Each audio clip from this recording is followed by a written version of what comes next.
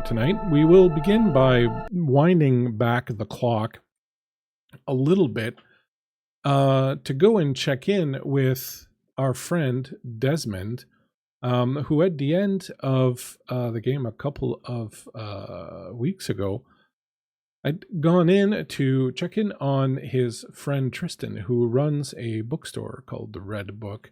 And in the course of their discussion, Tristan, of course, is human, but now knows that Desmond is a vampire.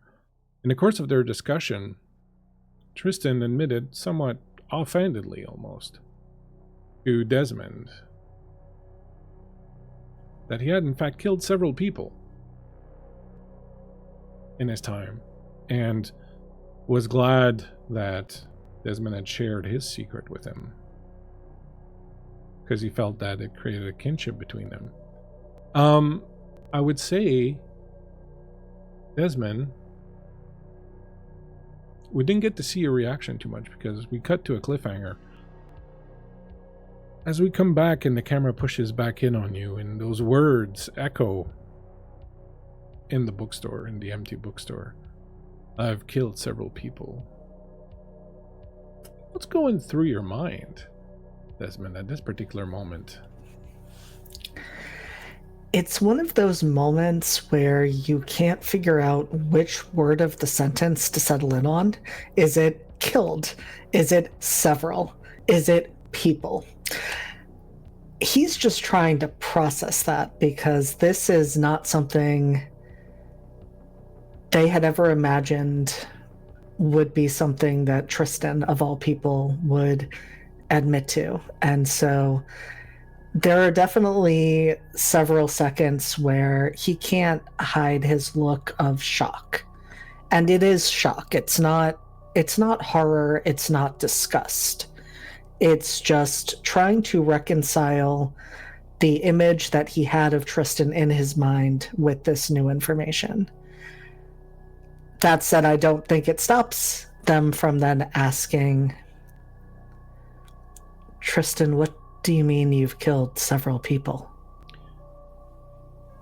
Well, I mean, just that I've been put in a situation where I've had to, not really of my own design, you understand. I've had to, well, kill a few people. Again, like I said, it wasn't really something I chose or that I wanted to do, or that I had a lot of control over. But something happened a few years ago. First of all, are you okay? It's hard. I normally can tell if someone's about to faint because they're getting a little pale, but it's a little hard to tell with you. No, I'm not about to faint, Tristan. I'm surprised, but I'm not in distress. I suppose you're used to hearing things like this a bit more than another person might. I suppose you've killed people. I have. And he turns away and he goes and he starts busying himself with putting stuff away, just kind of trying to keep his hands busy a little bit as he talks, and he obviously has difficulty sort of looking you in the eye, and he says, started, as you can imagine, with a book. A few years ago, I came into possession of a book called The Malfean Legacy, a treatise on the Neverborn and the Once-Born by someone called Calome de Troyes. It was written in 1799. Book was ordered by one of my more shady clients, a collector that I know only as Ashmore.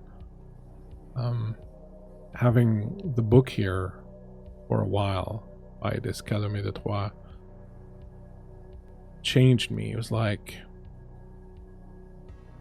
a presence attached to the book would occasionally come into me. I'd find myself almost kind of like a passenger in my own body.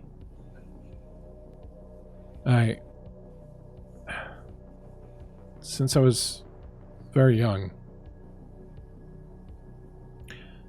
I had very dark dreams, lucid ones like daydreams. I was obsessed with the writing of Desmond and people like him, and fascinated by serial killers and such stories. Unhealthy, maybe, but not very dangerous. Many people have the same fascinations. And they crescendoed in high school after a bit of an incident. Again, forcing myself away from anything that might spark these ghoulish interests. I avoided the literature. I stayed away from alcohol, drugs, and sex and violent movies, anything that might lower my ability to control myself. It was like you, I had a parasite deep inside of me, or something that would occasionally rouse itself and demand sustenance, I guess. The only way to lure it back to sleep was by never giving it a whiff of what it wanted, I felt, and this book simply having it here. And so you kept trying to starve it out? Yeah, and it got easier and easier with time. I just learned to avoid certain things and just focus on other things that did not arouse my interest as much. And that changed after this book came into your possession? Yes, the book came into my possession. This thing inside of me woke up. I couldn't stop it. I was just along for the ride, and then forced to live with the knowledge of what this thing had done with my body. Worse, it began leaving messes behind that I had to clean up lest I get caught. Eventually, Ashmore sent someone around to collect the book, and slowly those urges subsided. They're basically all but gone now. It's been a couple of years. And you've been able to keep those urges at bay the entire time? It's more living with the knowledge of the horrible things I've done now that's difficult. I feel regret, but I don't feel remorse. Those things were pleasing to do, and I feel that having done that, I've kind of satisfied that dark part of my soul, and I'm going to be able to live a normal life now. I should show you something. I still have the clothes that I like to wear. Hold on. And he moves into an office next door, and you hear him rummage around and open cupboards and stuff. What would you like to do whilst he's off doing that? I think Desmond is going to stand and just move around the room, just kind of scanning the area to see if there's anything that stands out to him in light of this new knowledge. Things that he might have seen multiple times around the shop, but carry a different weight, knowing this piece of Tristan's history. Yeah, go ahead and give me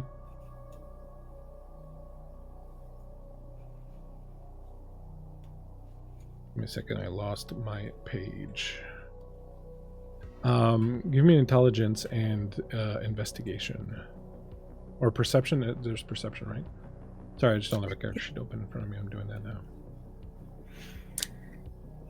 Yep, I could do intelligence investigation or intelligence awareness. Yeah, investigation I think would be the one to go for. Okay.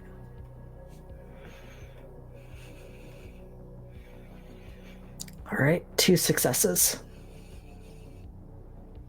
What you notice is not so much what's there as it is what's missing. You do notice, and you go looking for them specifically, that exactly the kind of books he's talking about that might have kind of lit him off are missing. Like important basic books that, you know, any shop like this would have, but that deal perhaps a little too much or too closely with the kind of things that he struggled with, are clearly missing. So he's definitely kind of trying to keep those things sort of at bay.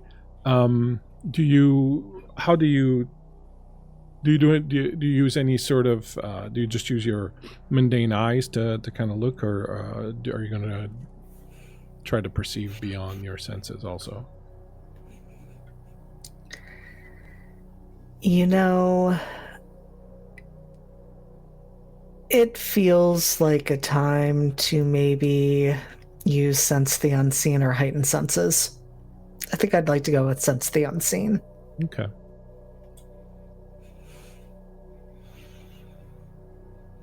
Give me a roll. Is there a Ross check attached to that? There is not. That is 2 successes. You, as soon as you switch into your ability to see with sense the unseen, you do notice that there are a few spirits hanging around the shop, and I think you would probably have done that before, and a couple of them you would recognize as, you know, there's this one fellow who looks like he's straight out of a Three Musketeers movie, who kind of just sits in one corner and is flicking through books all the time, and there's somebody else who looks like they're maybe like a street person who would, you know, maybe died in the back alley here or something at some point and is kind of trapped here. But more than that, you notice standing in the middle of the room, staring at you, is something. I'm going to ask you to actually, let's see if you realize what this is. Go ahead and give me a intelligence and occult roll.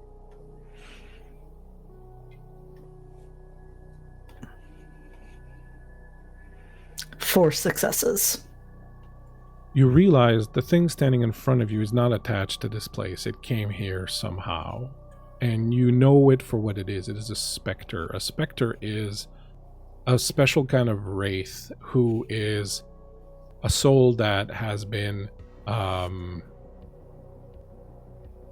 is angry, who has been prevented from accomplishing something in life, or was ripped away from their lives in a way that kept them angry, and they are generally very vicious. From what little you know of the Giovanni and the Hecata and all that, they don't generally like to deal with specters because they're too difficult to handle. They prefer dealing with wraiths. But this one is standing there looking straight at you. And as soon as you see it, it smiles. And it looks like, if you can imagine, like a sort of rough charcoal rendition drawing of a person in a suit, with, like, you know, the threads of the suit and the threads of skin and the hair, just kind of these dark filaments that are just kind of radiating everywhere with anger. And it looks at you and it says, "Oh, he's here."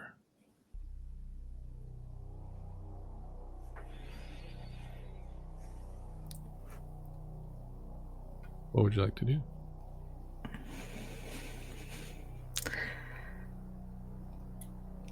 I think Desmond makes the perhaps foolish decision, staring down this specter, to use ASL and say, or sign in this case, "You don't scare me." And as you say that to it, it snickers, and the front door opens, and the bell from the front door rings as one person walks in. As the second walks in, they reach up and they grab it and they pull on the bell, and then it's kind of like hanging off the side by just one string. And you see coming into the bookstore two people you've never seen before. One has these dark hooded eyes, is wearing this gray sort of cloakish thing with a hood, and his body is covered in arcane tattoos, and The other one is this very small woman who looks almost like a mourner. She has these lace gloves and this shock of white hair that comes down around her face. And they move in, and you hear Tristan's voice behind you going, "Can I help you?" And these two are staring straight at you. And the man looking at you says, "Dario Accardi of Clan Cappadocian. For your crimes against the Giovanni, the Court of Bone sentences you to final death, and your spirit to remain prisoner of the ossuary."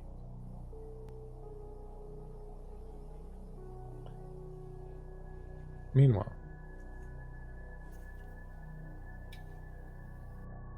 a little later, in that exact same spot, we fade back to the room now containing Father Dubois, Elise, and Fletcher, the Tremere Regent. Elise, you've finished crawling on all fours on the floor. You've tested all the blood that you could find. Your attention is still drawn to that crate with that red set of clothes in it that smells of blood and smoke. Fletcher has been busy amassing some of the blood you've collected, and he's asked you which one is Desmond's, and you've pointed it out, and he's been collecting some of it, and you know he's preparing to do something. What are, in fact, then, Elise and Father Dubois doing in this particular instance? Not too long ago, Father Dubois and Fletcher were having a bit of an argument with each other, but that's kind of standard operating procedure for these two. What are the two of you doing now as you stand in this bookstore now that has been ravaged, and it's clear there was some sort of fight, and you saw, Elise, through your vision, the scene of these two people coming in and quickly overtaking Desmond and the human that was here, Tristan, putting a stake through Desmond's chest and carrying the both of them away. What are the two of you doing? Elise is standing by Fletcher watching him. I imagine he wouldn't have really had to collect any of Desmond's blood. She would have brought him the goblet. Okay. And handed it over, and she's probably kind of like she's a child at heart, so she's like standing by him, but she's also touching all of his things. So like the book and the scrolls that he pulled from the locker, she's being nosy and kind of going through them and looking at what he came here for in the first place. Fletcher, you mean? Yeah. As you go through it, you realize that all the material that he came looking for is connected in some way, shape, or form to the ritual he is intending to perform, the finishing or continuing, rather, Toisachez ritual. Very specifically, and I had a note on very specifically what it was that he had gotten. I can't find it right now, but I'll tell you at some point when I scroll back far enough and find it. But you can tell that it's basically all stuff. Oh, maybe I found it here.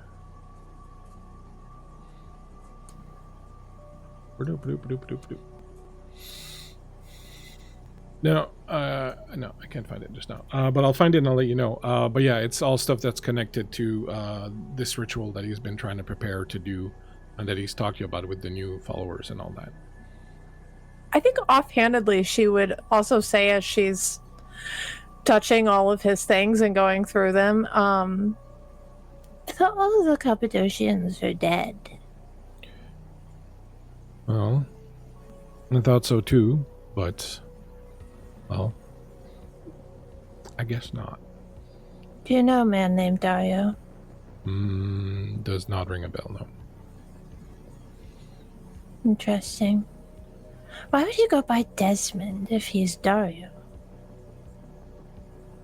I don't know. People will hide out for all kinds of reasons. It seemed to me like, I mean, he's always going around wearing a mask. So it seems to me like our friend Desmond is someone who is rather preoccupied with the notion of being seen or discovered. So Well, I guess now we know someone was after him. I don't Yes, remember, sorry, I don't remember, Elise, if you had told them what you had seen or if we hadn't had time to do that. No, I don't think we ever talked about it, but I assume in that interim she would have definitely relayed everything to Fletcher. So, yeah, so he says that he's like, now we know that someone was after him. Possibly for crimes committed before he changed his name to Desmond. I plan on finding him so you can ask him. If he's so old, then how did 2 little children get him? It does seem odd, doesn't it? A lot of things seem odd about Desmond. I'll try to bring some clarity to it. What do you think, Father? Interested in trying to help us elucidate this little mystery that we seem to be standing in? What is the Father doing as he gets... I think at that they would, like, if they took their eyes off him for half a second, he would be, like, almost perched up on, like, the checkout desk, just kind of, like, watching them, like some sort of fucked up bird. And then he would probably hop down, and once Elise has kind of, like, I don't want to say cleared out, but has moved away from the murder scene, I guess was what we'll call it, and kind of, like, nose around in it. And at the mention of Desmond being staked would be where his attention perks up. And he would... I find myself in a bit of a conundrum because I don't like either one of you. But at the same time, the right of destruction is for the prince only, and that is the tradition. And if someone is going to try and enact the right of destruction upon another bloodsucker such as ourselves, that cannot do. And as a newly appointed whip, it is my job and duty to see this through. And if anything, I can use it for political gain. So, yes. Whip, I see you've been getting on in life. I mean, I get it on pretty much every evening. I assume you do as well. And he, like, eyes Elise for half a second, and then he looks back at him. So, what? Nothing. I take it you'll join us then as I prepare to try and find this friend. Elise? I'm going to assume that the good father here is not, obviously, not being prone to traveling in such lugubrious places as the underworld. Might not be very familiar with this place, and I'm not either. I know you've been down here a bit, but I think maybe we might... Need a friend? Yeah. Do you know anyone who knows the area and who can maybe, you know, throw a punch or two? There's just one wonderful woman. She goes by the Wolf. I quite like that. I believe her name is Fiona. Do you think you could give Fiona a call and see if she's busy? Yes, of course. She kind of, like, turns to look behind her and then pauses. Oh, no, I can't, actually. You know, Faraday always kept all of my contacts, so he's no longer here. Do we know anything about her, where she hangs out, people that she knows? A bar. There's a bar. She goes to a bar, yes. I think, like, there's a look, like there's a look at freaking at Fletcher from the father, like, yeah, she's cute, I get it. What about you, Father? Anything to add? Do you know anything? You are well connected on the streets. Yes, you know Fiona the Wolf? Oh. Didn't she take over a bar recently? Yes, the bar. And she looks back at Fletcher like, I did a thing. Do you happen to know the name of the establishment, Elise? Would she? That's Irish, I presume. Call the Irish bars. There's only a certain number of them in town. There's the that one on Bishop Street. There's two in Bishop Street, I believe, near the university. Hurley's and McKibbin's. And I think he fishes around behind the counter and pulls out this book that he blows the dust off and sets it down and goes, "Yellow pages. Your fingers do the walking."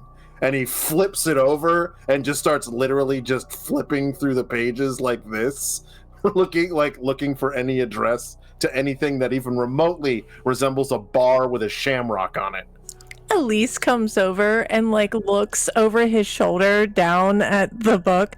What is this tome? Yellow Pages. I haven't heard of this one. It tells you where businesses are located, their hours of operation, and sometimes, yep, here it is. It comes with an accompanying Chinese menu.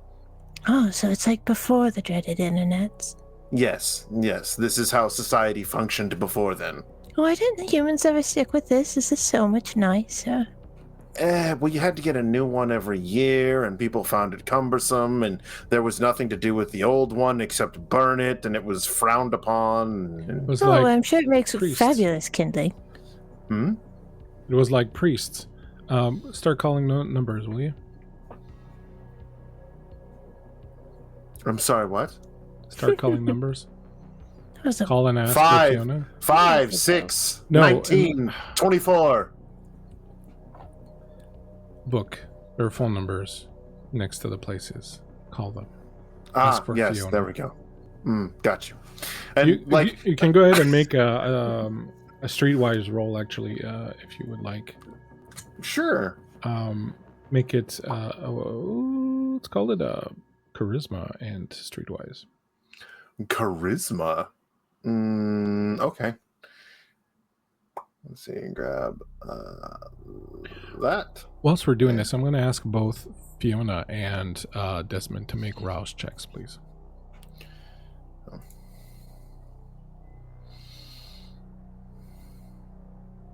I'm a hungry vamp.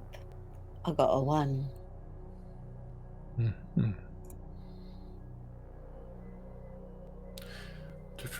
I got a...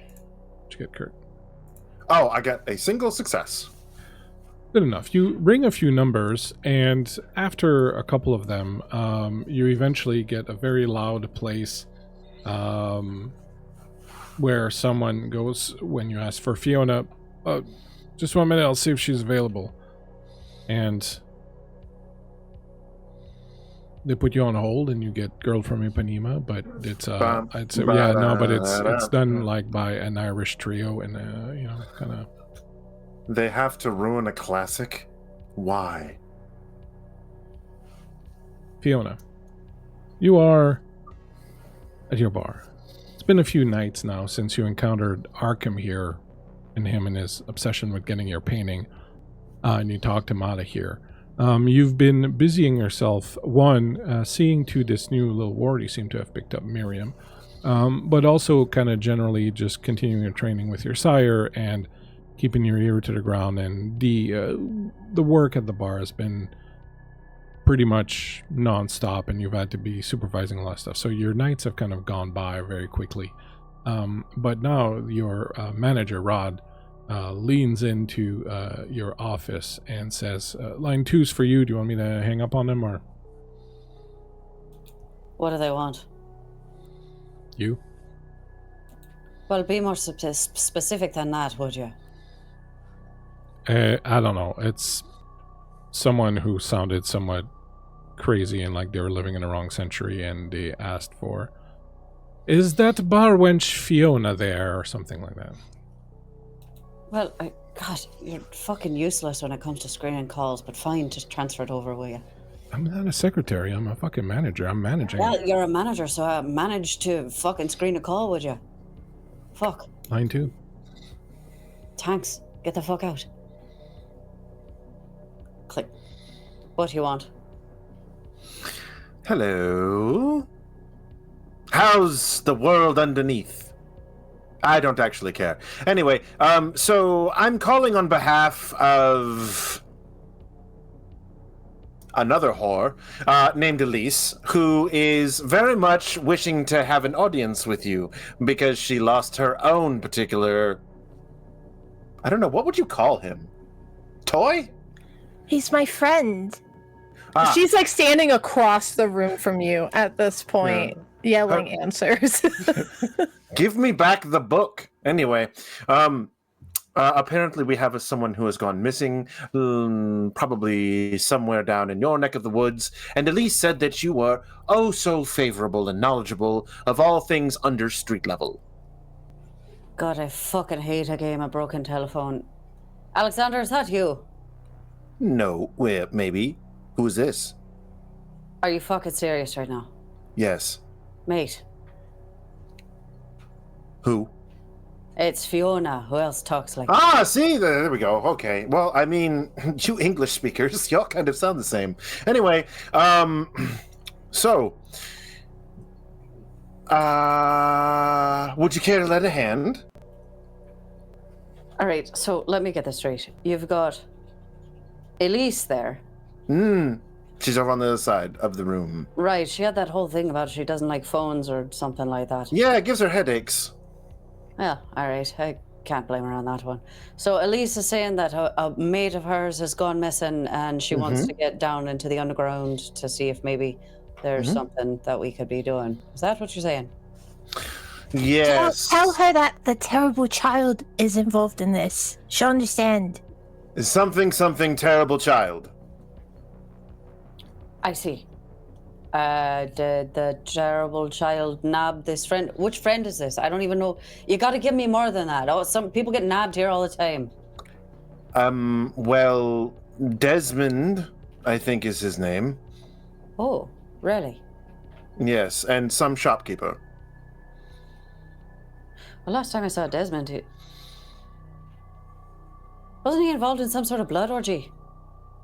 Well, now you have my attention. I want the details. I don't know. I just remember walking in on him and Elise, and there was some sort of fucking like blood magic, and most people were naked, and then the shadows got really weird. So yeah, no, I think I know Desmond, in a way. Not Okay. like carnally or anything. Well, yet. Give it time. So, regardless, are you going to help or not? Right. Okay. So he's gone missing from what bookshop? We really shouldn't be discussing this over the phone. You never know who may be listening. Do you think that I don't have the line secured? I'm not a fucking idiot. This isn't my first fucking rodeo. Well, you did choose to live in the underground. Anyway, so that being said, prepare for a visit from a regent, a whip, and a wayward child. Well, I'll roll out the welcome wagon, shall I? I'm sorry, was that even English? Do you want to keep going? No, Okay, that's what I thought. You need my help?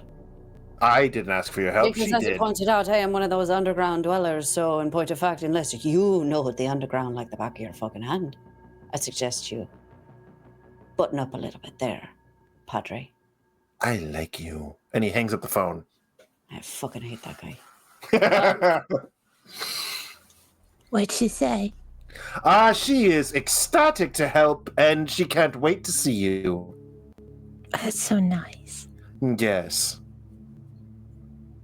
So, whilst you are waiting, and I didn't want to interrupt the flow of the conversation, but Fiona's bar is actually not in the underworld. Fiona's bar is topside, so you're not going there to meet her. She's coming here to meet you, but we'll say that you've sorted that out.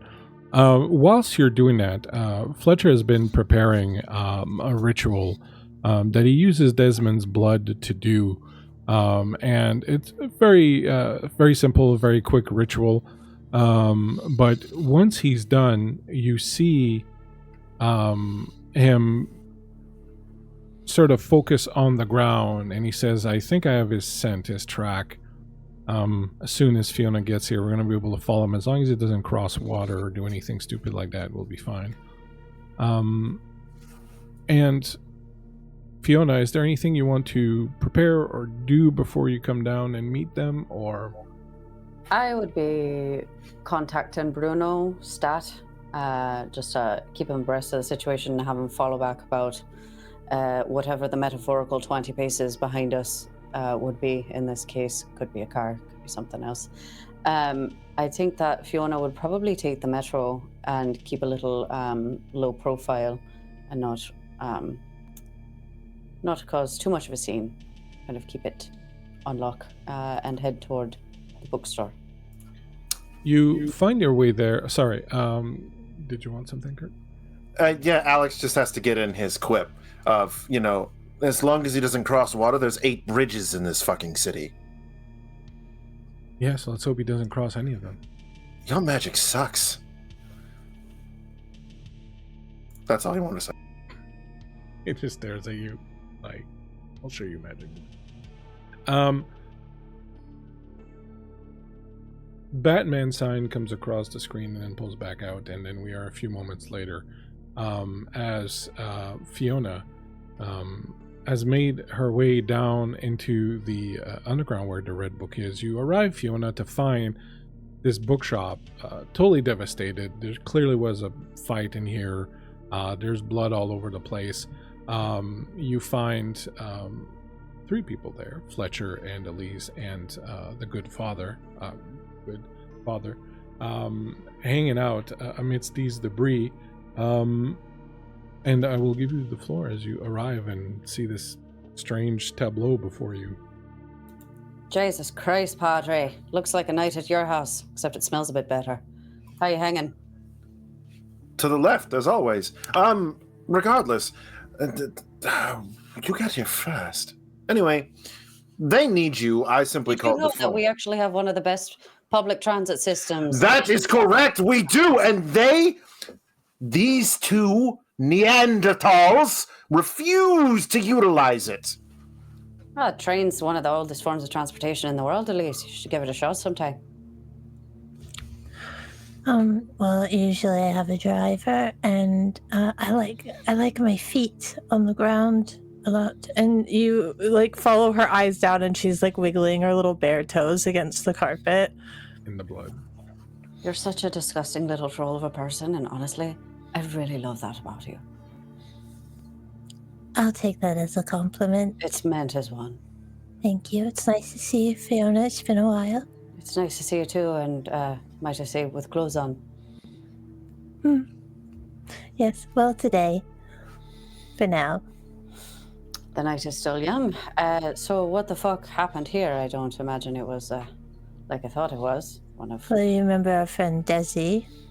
Yes, indeed.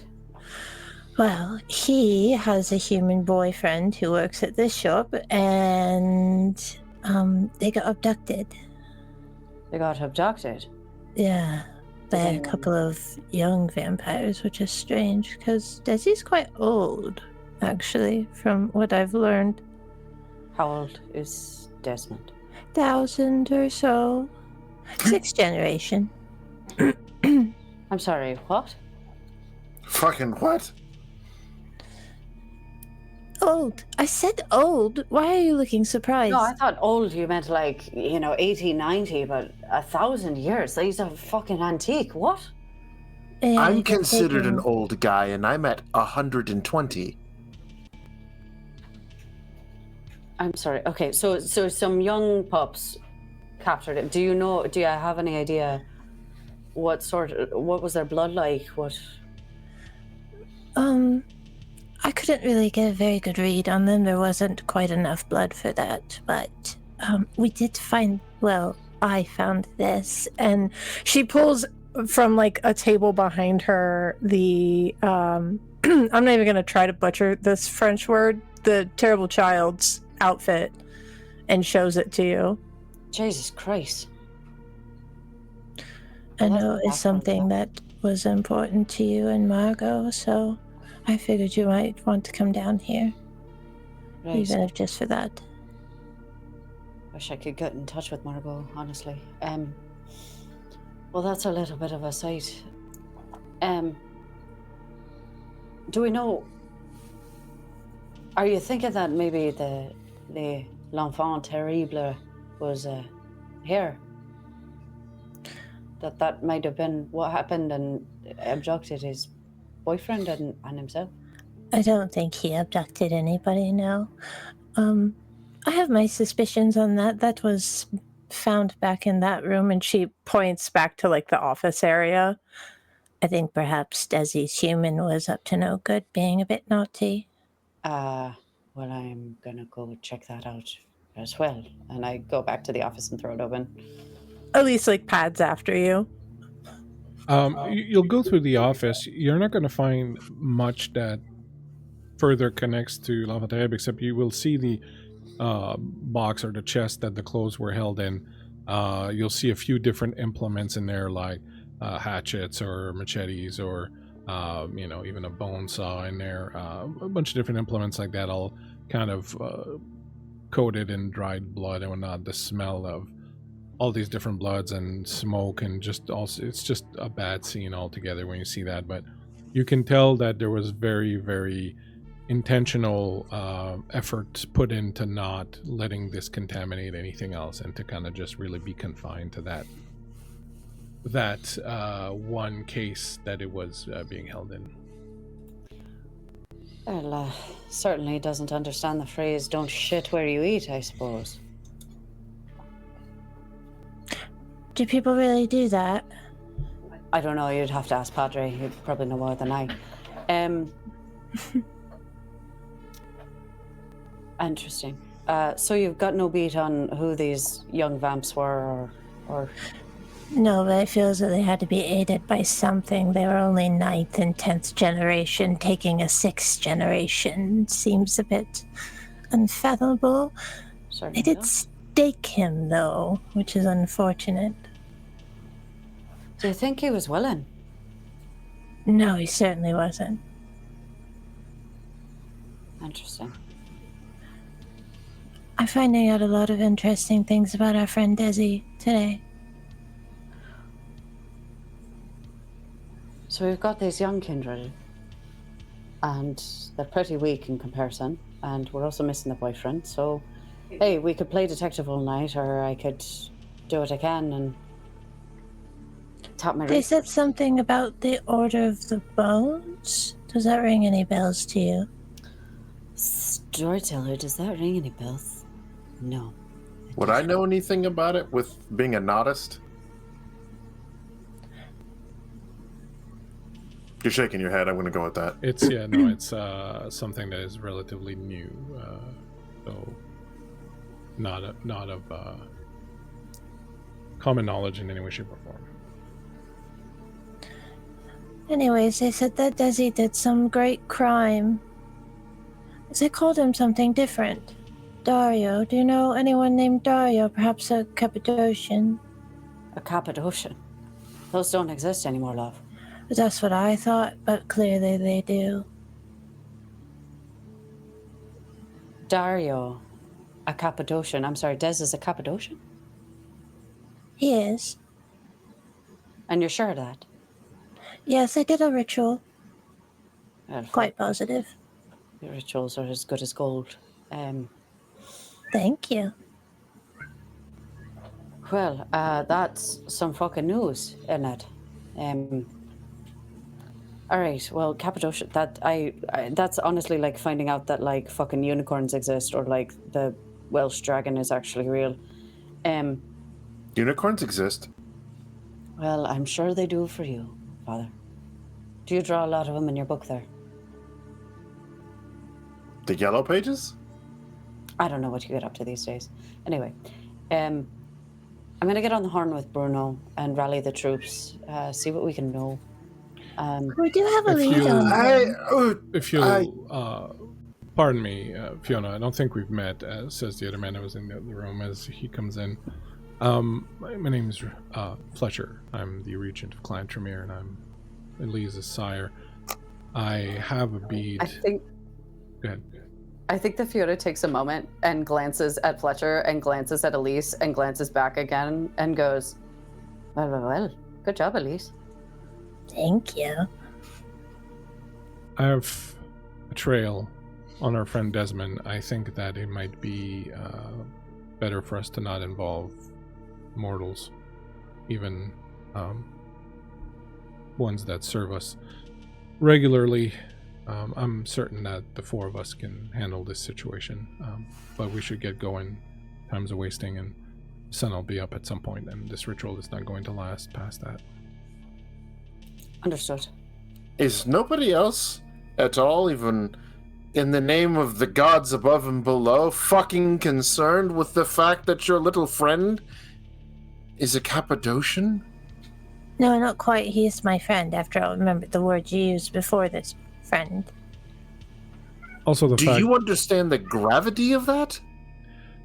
gravity or not, we're not going to know anything about it until we find them, and it's useless speculating on it until we do. And I'm sure that whatever the situation is, Desmond has a good explanation for it. Let's pray that Giovanni aren't around. Let's go. Are you worried that he might eat you, Father? No, but I'm worried that the Giovanni might skullfuck us just because it's Wednesday. Anyway. Father's not worried about the Giovanni. It's well known that the Giovanni are only after people's souls. Oh. I'm going to give you that one. I can see his traces. If you would follow me, and Fiona, I'm told you are knowledgeable about this area. If ever we're about to step into something unsavory, please do signal. Oh, certainly. And I also am known to throw a headbutt or two as needed. She's a really fabulous fighter. Oh, that's good. That's good, because, you know, it might come down to that. But you never know. I'm certain the father also can more than pull his own weight in situations such as that. Yeah, he could throw the phone book at him. I think he while literally, he distracts them. I think he literally holds up the phone book and then like rips it in half like it's tissue paper and just sets it down. I'll be fine.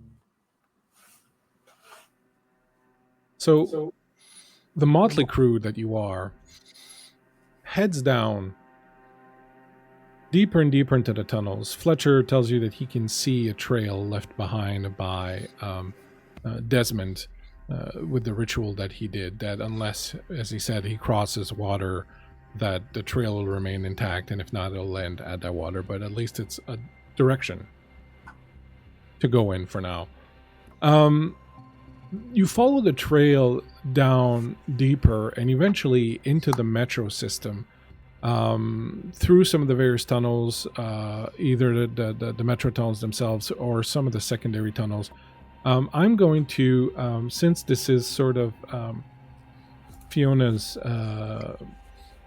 little boudoir, so to speak, I'm going to ask you, Fiona, to give me a intelligence and either larceny or streetwise roll, whichever one you like. I'm taking streetwise, and you said intelligence. Please. Excellent. Let's see here. Well. I got 4 successes. I got 1 onk with 2 pips, and I got 1 red onk. Well then. Is that... Yes, that would be a messy critical. Would you like to revel in it, or would you like to spend a night move and ignore it? What sort of theater practitioner would I be if I didn't revel in it?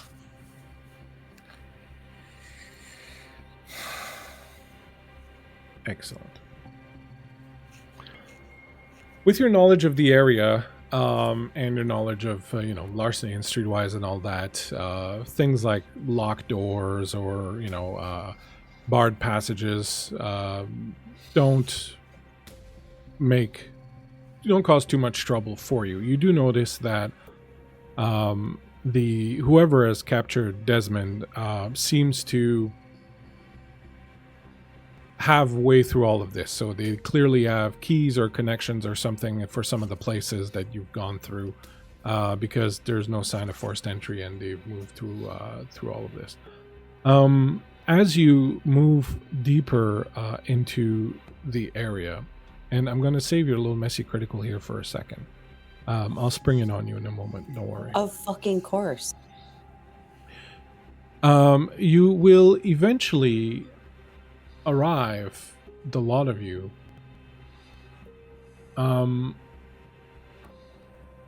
you'll find yourselves approaching what looks like an abandoned metro station. Now, you, Elise, are starting to recognize some of the tunnels in the area. And you would know that you are near the area where the former prince of the underworld, the Nosferatu Max, had his court. So you know that wherever you are right now, you're kind of in that same area where his court was. But you yourself have never heard of this place. As you stumbled, a lot of you, through a door and find yourselves in this well-lit, dust-covered metro station. And I have a little description for you here. The station, as you enter it, is like stepping into a tableau frozen in time. The decor evokes the faded opulence of the 1920s.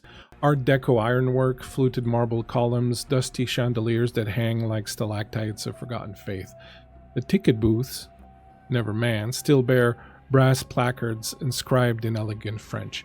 Even the station signs, which read Frère André, etched in ceramic blue tile, gleam faintly through layers of soot and time. It's as if the workers laid down their tools one afternoon and never returned. Despite having been built decades after the 1920s, of course, as the metro system was built largely in the 70s, the station's stylistic choices were meant to mirror, apparently, the timeless solemnity of the area, of the period in which something like this might originally have been created. Everything about it seems to whisper a form of reverence, not just to religious purposes, but to a Montreal that believed deeply in symbolism, legacy, and ritual. The quiet revolution in the 70s halted all of that and shifted the city from sacred to secular almost overnight. This station, it seems, a station called Frère André, who is a saint and revered in Montreal and whose body supposedly rests in the oratory, was abandoned not just physically, but ideologically. You sense a profound silence in this place, and it's not the silence of emptiness, but it's kind of like a suspension. This place is kind of like a mausoleum of intentions where marble dust still lies thick on the unused bench. The air tastes of limestone and memory, a place where time isn't merely forgotten, but irrelevant. No graffiti mars the walls, there's no signs of vandalism anywhere. It's untouched, and you feel not out of respect, but because it has slipped through the cracks of consciousness like a dream half remembered, or a prayer never spoken. The Station Frère André remains exactly as it was, an accidental monument to an era that ended mid-sentence, and to a city still haunted by what might have been.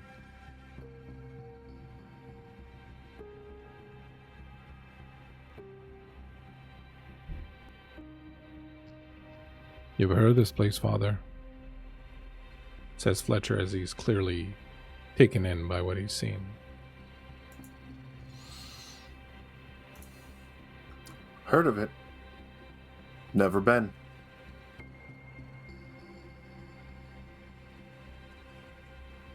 Are we near the oratory?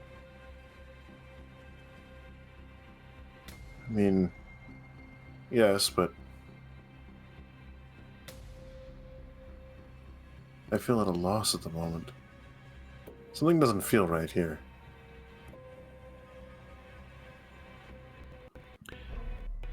You walk through this abandoned station.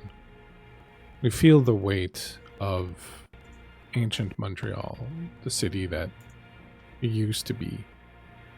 Fiona, you who have a bit of a different relationship with time now, you find that you feel very keenly the kind of suspension in time that's happened here. You can tell that there was a purpose, a very clear intent and purpose behind this place. And it was never fulfilled. And again, with your newfound relationship with time, you get the sense that this feeling radiates from it and throughout the entire city, and you get this sense again that there's kind of a suspension that's happened throughout the entire city, that there was progress or something happening or things were moving along a certain way, and then it just kind of got frozen in time, and that's how and why it started to deteriorate and decay the way that it has.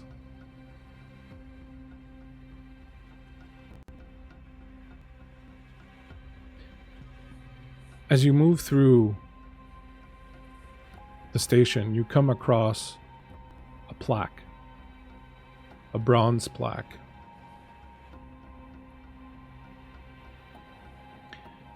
The bronze cast plaque is mounted on a rough-hewn slab of granite. The bronze is aged with a subtle patina, and the engraved text is gilded lightly to catch the light. Above the text, 5 stylized relief portraits face outward, each framed by a symbolic motif. A hospital lantern, a scroll, an open book, a wreath of pine and maple branches, and a lily. Below the portraits, the following inscriptions are engraved. Foundations of a city. In honor of 5 Montreal heroes, they gave more than service. They gave soul to this city. And the names listed below are Marie Larac, 1727-1760, Jeanne Mance, 1606-1673, Georges Etienne Cartier, Marguerite Bourgeois, and Frère André. And each of these has a little blurb about them, about what they accomplished or what they created in Montreal that kind of lasted. And these are names that you've seen around the city before. There are places, streets, buildings, plazas named after these people everywhere. The only one that you've never seen or heard of before is Marie Larac. All the others you've seen around somewhere. That one you've never seen before.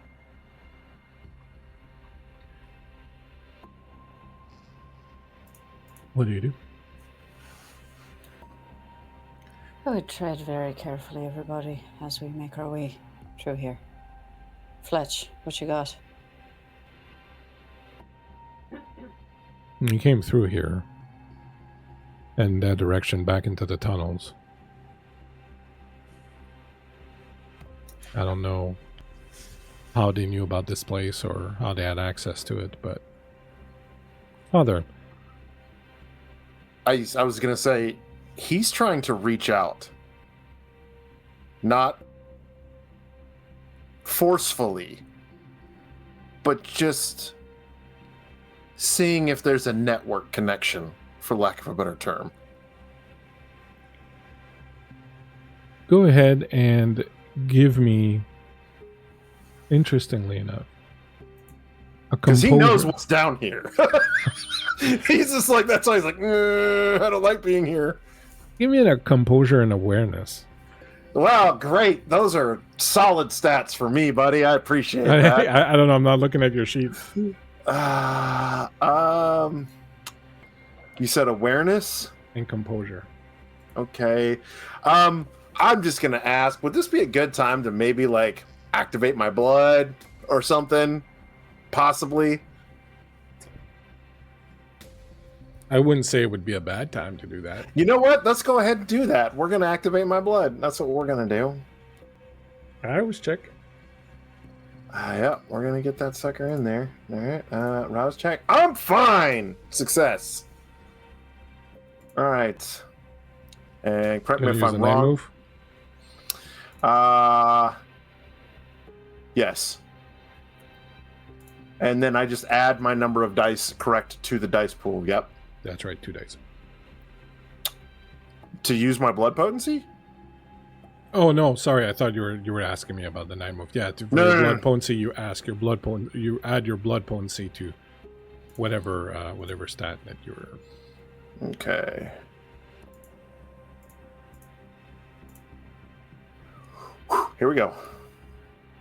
Oh, buddy, I'm glad I got that. Okay, 3 successes with a critical.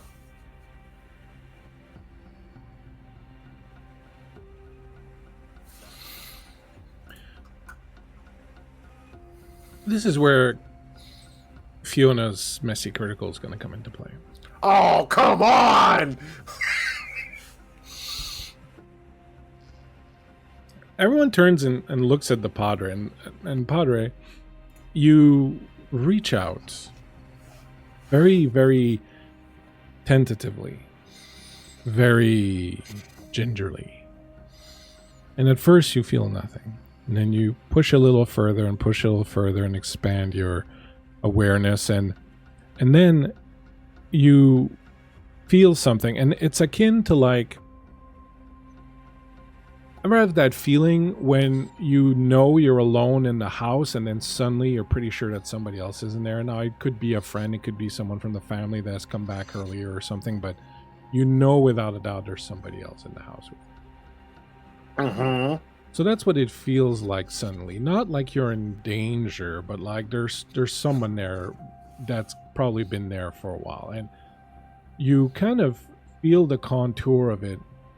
And imagine that you're in a dark room and you're kind of just reaching out with your hands and you're not touching anything. And then all of a sudden, you touch something that is clearly not a wall.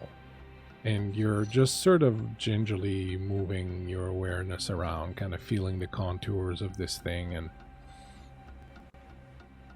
Fiona, as you stepped in through this place with your wonderful messy critical from earlier, you activated a part of you that you didn't really know yet existed. Your blood as a true Bruja. And now that you've started developing the discipline of Temporis, it has kind of connected you in a strange way to time.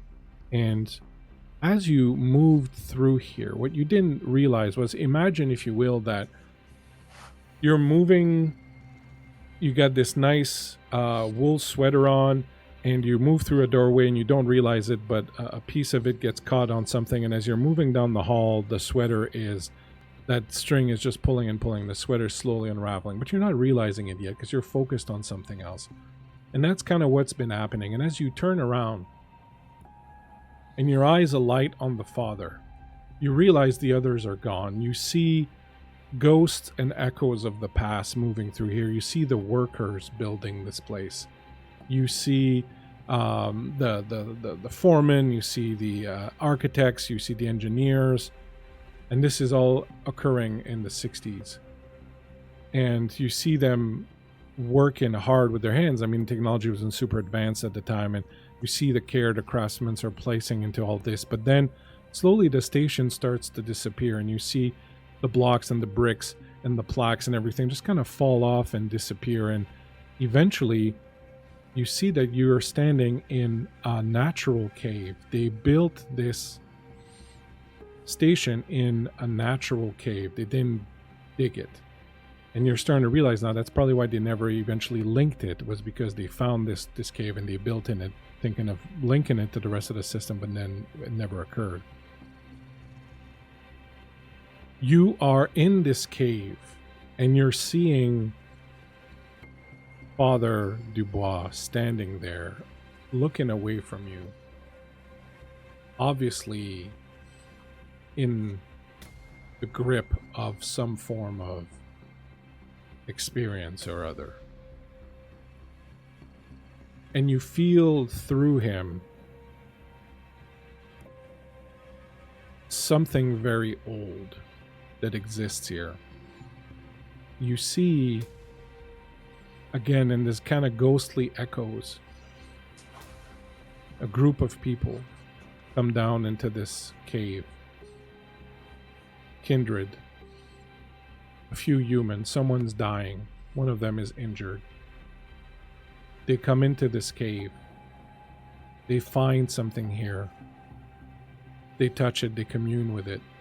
You see people being healed.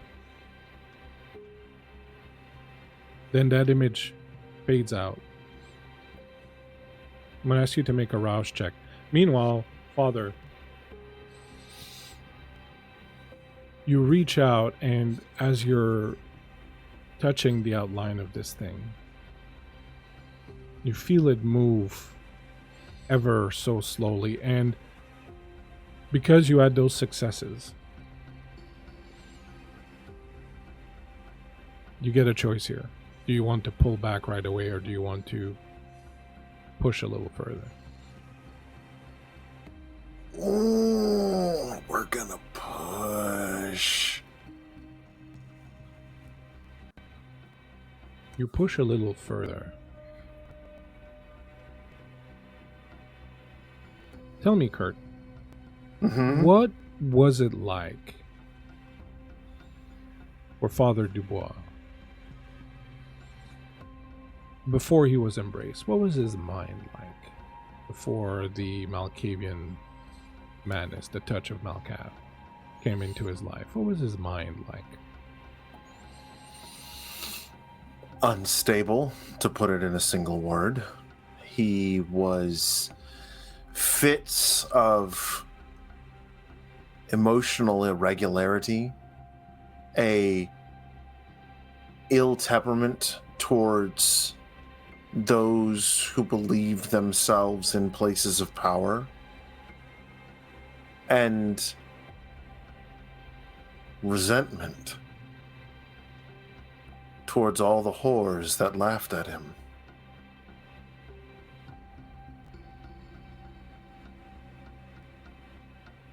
He was angry. For a brief moment, you feel exactly like that again. You don't hear the voice of your shadow. You don't hear any of the other voices. It's like you're right back in there. And it only lasts a very brief moment.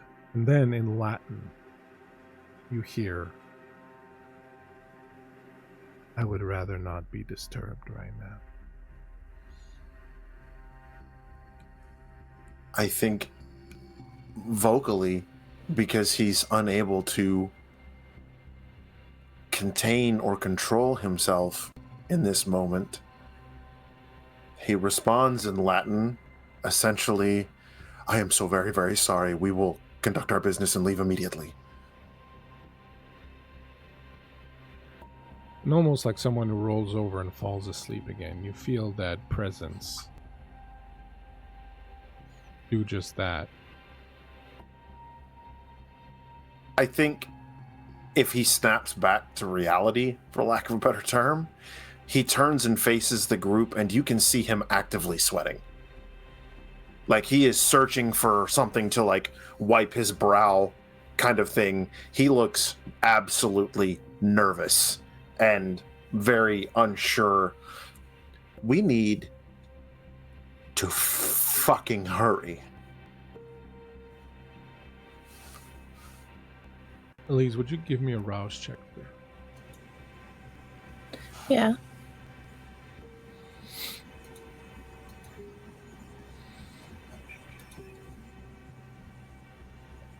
All right, that's not a success.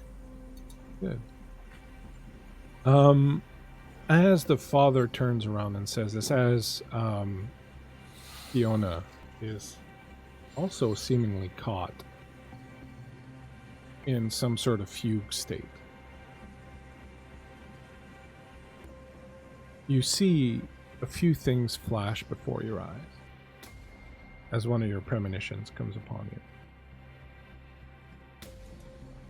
Whoa. You see a knife held in Fiona's hand, and you see a piece of string held on its edge. And you don't know how you know this, but you feel that the fate of the city hangs on her next action, and you can see beyond, in the distance, great cities of the past. Very specifically Constantinople, but also Carthage, Pompeii, being destroyed. And you get a feeling that there is a connection through time in this thread that Fiona is poised to either cut or not. Links all those cities and their destruction to the one you're in right now. And when you look at Father Alexander, you see perched over his shoulders on one side this bent over red-skinned cackling demon with a little pitchfork that's just stabbing him in the neck. And on the other side, an angel with glorious wings who appears to be very distracted and not seeing what's happening on the other shoulder.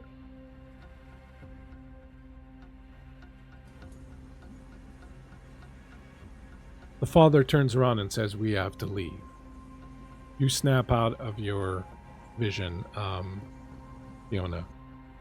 Come back to the present, but you are certain that what you've just seen is something that occurred at some point in time in the past, in this place, and that it is related to what's happening right now. And Elise, the visions fade, and you find your beast stirring and calling as it starts to awaken.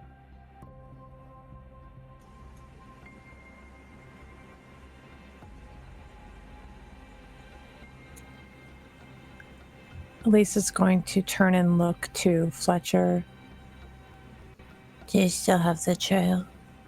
Do I need to look for myself in the area? Fletcher looks at you like you just came out of nowhere and is like, "Yeah, of course I have it. Are you okay?" I saw things. And she looks to the other two and then back to him. And he looks at the three of you and he's like, "Are you three all right?" I think we all saw things. There's, seemingly some fucking ghosts or something down here. Tread very lightly. We don't want to wake up what's down here. He would not like that. Who? Him. Very descriptive, Father. You can see him still actively fucking sweating.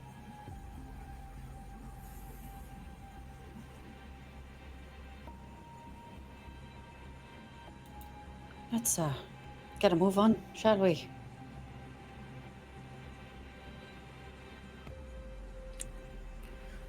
I think you actually see him rubbing at his rosary as you continue moving around.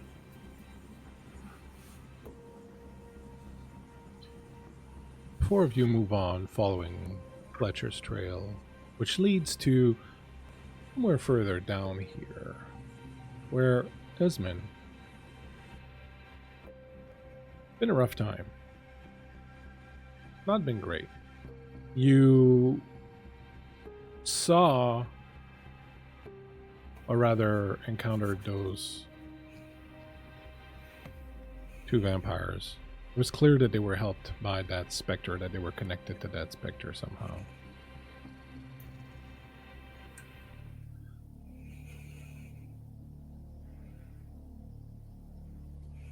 After a too brief fight, as we all know that you're not necessarily the best at pugilistic instances, you were taken out, a stake through the heart. They grabbed Tristan also. You were carried through various tunnels, down deeper into the underground. You eventually arrived, well, wherever they brought you. All you remember is a cavernous room, and is that a train? Very strange. But then they met somebody else there, and they were talking with this person, and they started doing things, rituals, necromantic rituals. And at some point, someone realized something. They realized that you weren't who they were looking for. Or at least, not completely. And then, they ripped your soul out of the body in a forceful and absolutely terrifying way. For a few moments, an hour, a few days, a few years, very difficult to tell. You were in a place of dark shadows, and eventually things started to coalesce around you. You found yourself somewhere you'd been before. A gray, featureless land. The trees more shadow and smoke than actual substance. The land around you empty of all sounds. And you remember the first time you were here, first time you died, and you had to traverse this land. And just as you were getting to the other side before you got to where you were supposed to be going, you got yanked out, you got yanked back. You remember Dario meeting him for the first time. You remember being captured by him. You remember being held prisoner by him. You remember meeting his sister Artemisia. You remember traveling with him. You remember him torturing you for your secrets, your knowledge of the church, of Gladius Day, of all those things, and there was not much you could do. You remember him forcing you to witness the strange, deviant sexual practices that he got up to. Always taking pleasure in doing this right in front of you, oftentimes with his sister Artemisia, in fact.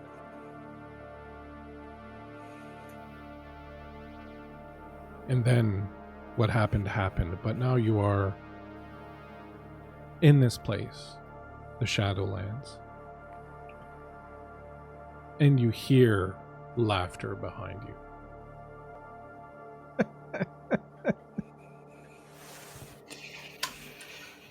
Oh, this is rich, Father. You here with me now.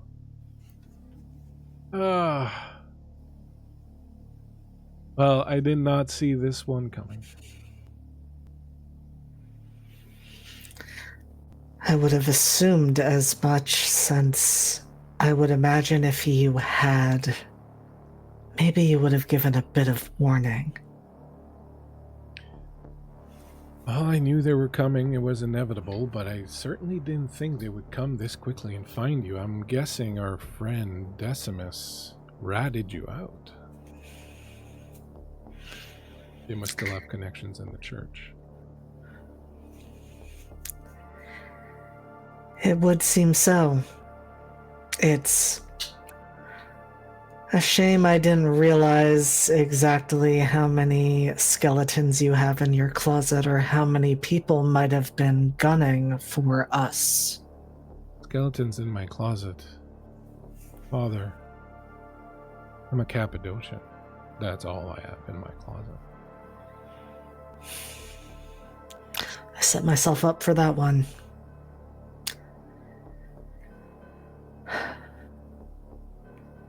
So what now? Do you gloat? Do you watch? I don't know why I gloat. I'm stuck in here as much as you are. Did I ever tell you what happened in Constantinople in 1444? You certainly did not. You avoided any questions that I would dare to ask you. Unfortunately, I was not as skilled in torture as you are. Torture is a refined art. It takes a lot of practice and time to master. Of course, I've not been alive quite as long as I have, so it's understandable that your skill is still lacking, but I would have thought, working for your church the way you did, That would have been included. Didn't they give you the handbook of the perfect little Torquemada when you joined your little organization? I never took pleasure in what I did the way you do.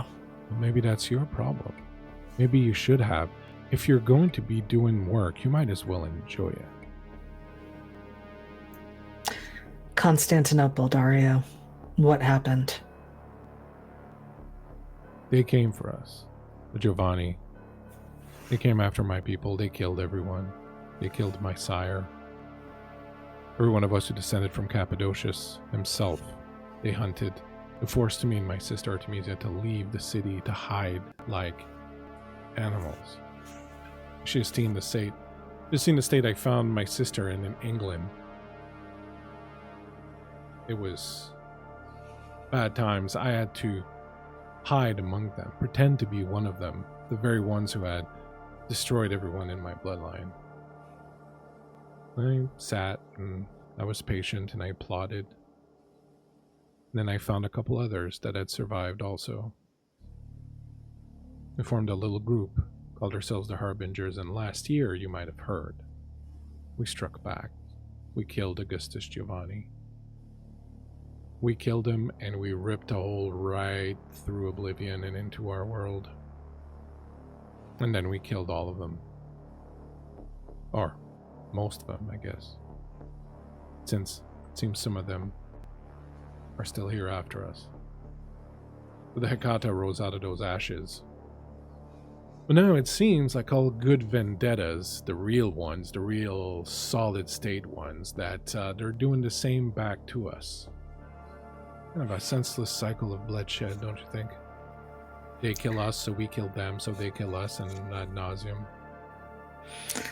I was indeed just thinking that exact thought. Well, now they're here, and they have my body, which you so graciously provided for them, but they're going to want more than my body. That's not going to satisfy them, so at some point they're going to try to get me back. Well, I don't think they can. Unless you and I work something out. What exactly are you proposing? That place that they're in right now, it's filled with specters. Whatever happened with that train, a lot of people died in there and they're angry. I can weaponize them. I have way more power than they do.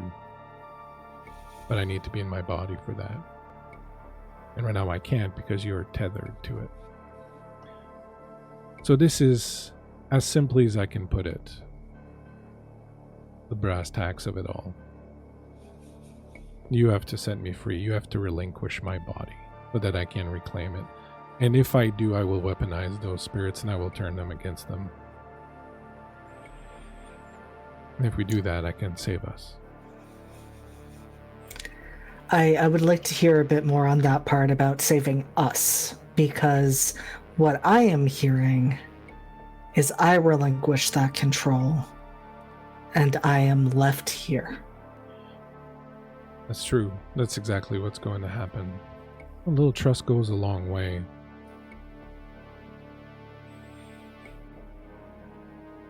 What am I trusting you to do, Dario?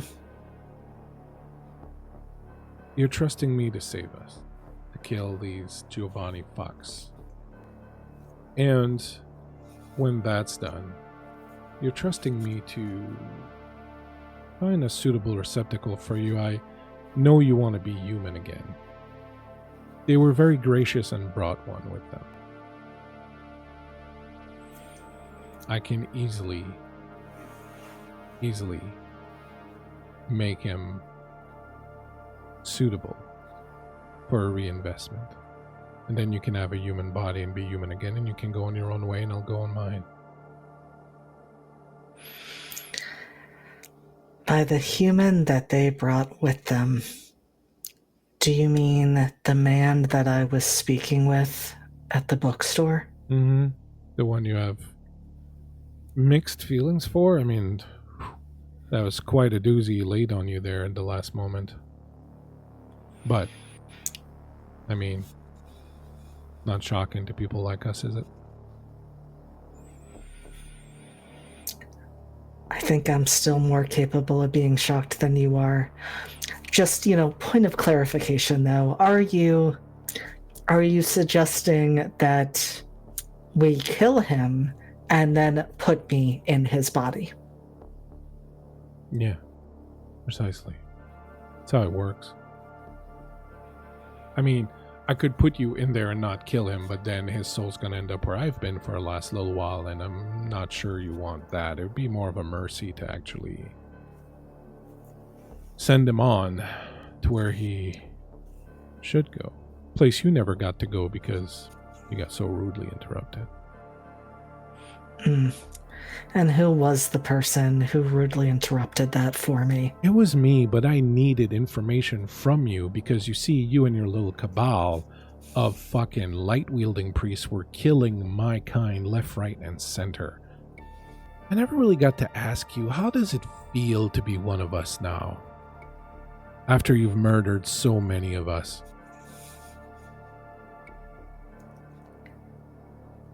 It is one of the most decidedly unpleasant experiences of my life. And now we have the perfect answer for it. You get to go back to being human. I swear I won't bite you. You can fuck off to whatever you want to do. Or we both stay here and enjoy each other's company for the foreseeable future.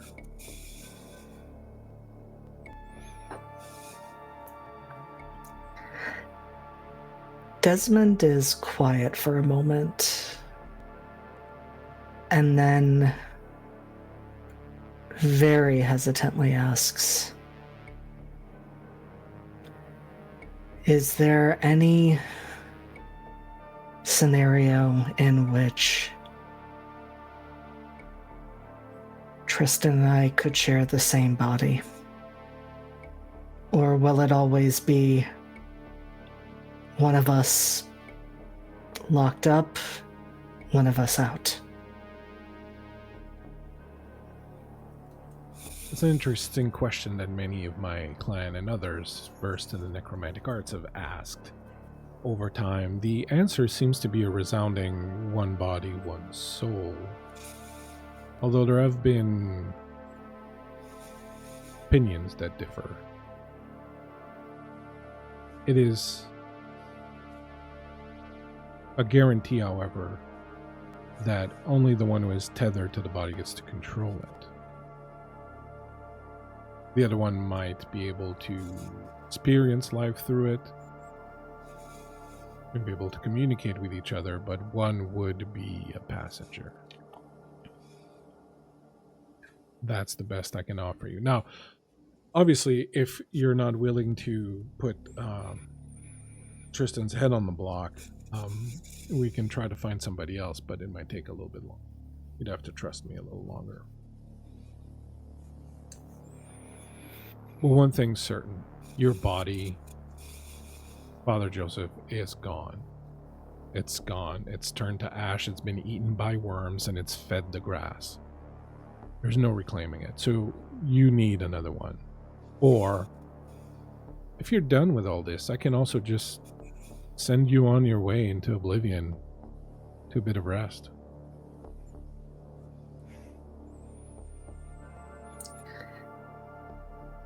There's a moment where Desmond can't hide an almost look of longing at the thought, but then they shake their head. No, I have unfinished business to attend to. I mean, it doesn't have to be forever, this arrangement, if we don't kill him and we just put him in a little back pocket. Eventually, down the line, maybe we find something else. More suitable body and you can reclaim it, but how we'll feel about you and all the entire situation, well, it's difficult to anticipate.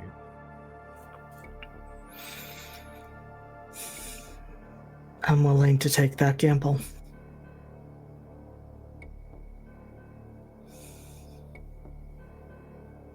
I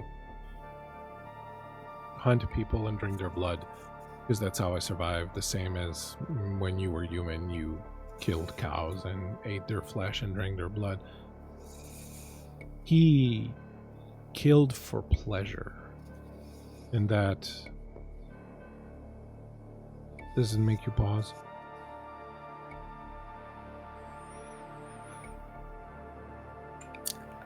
I think that is more of a reason for him to be a passenger, not able to act on those impulses. Right then.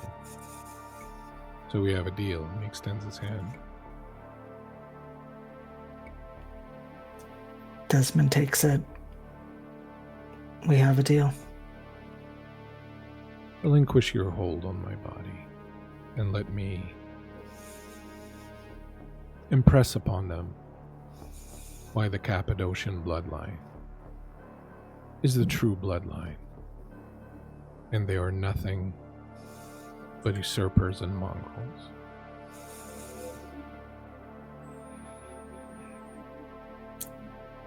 As you will, Dario. And Desmond relinquishes his hold. And he smiles at you, and in the next moment he's no longer there. Meanwhile, in the tunnels,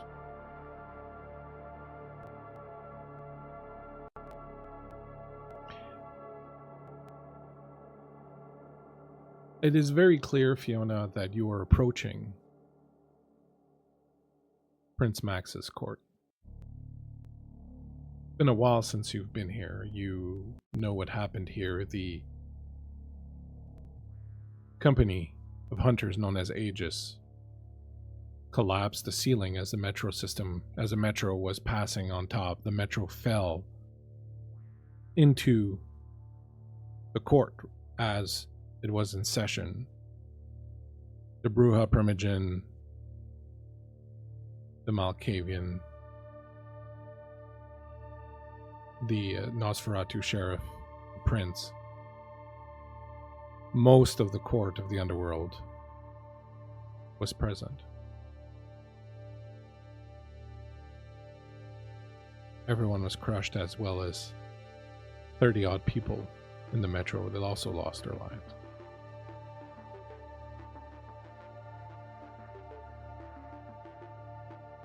You know that's where you're headed.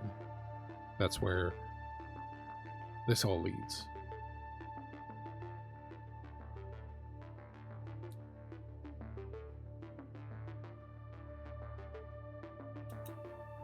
Is there anything you want to do or say, or before you get to that?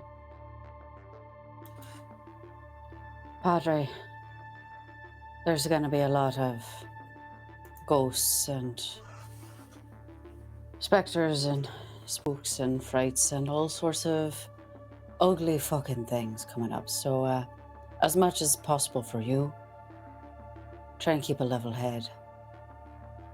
Elise, that magic you got, I got a feeling that they're going to be quite keen on you. There's a lot of history here, and I think we're in for a fight. My dear, we're perfectly fine. I have the Holy Ghost with me. That's why we brought the Padre. Take care of the spirits. Right, Padre? Mm-hmm. Yep. I'm like Raid for ghosts or something. Speaking of raid, thank you so much, DKM CRPGs, for raiding us. Welcome in. We're playing Vampire the Masquerade. It's a game with mature content, so please do decide for yourself if you want to sit around and watch us do this, and if you do, please enjoy. There's a dark night down here in the tunnel. Well, I could put my feelers out and perhaps see what we're walking into before we feed ourselves to the lions. I think that would be very good information to have, love. So if you're keen on it, let's do it.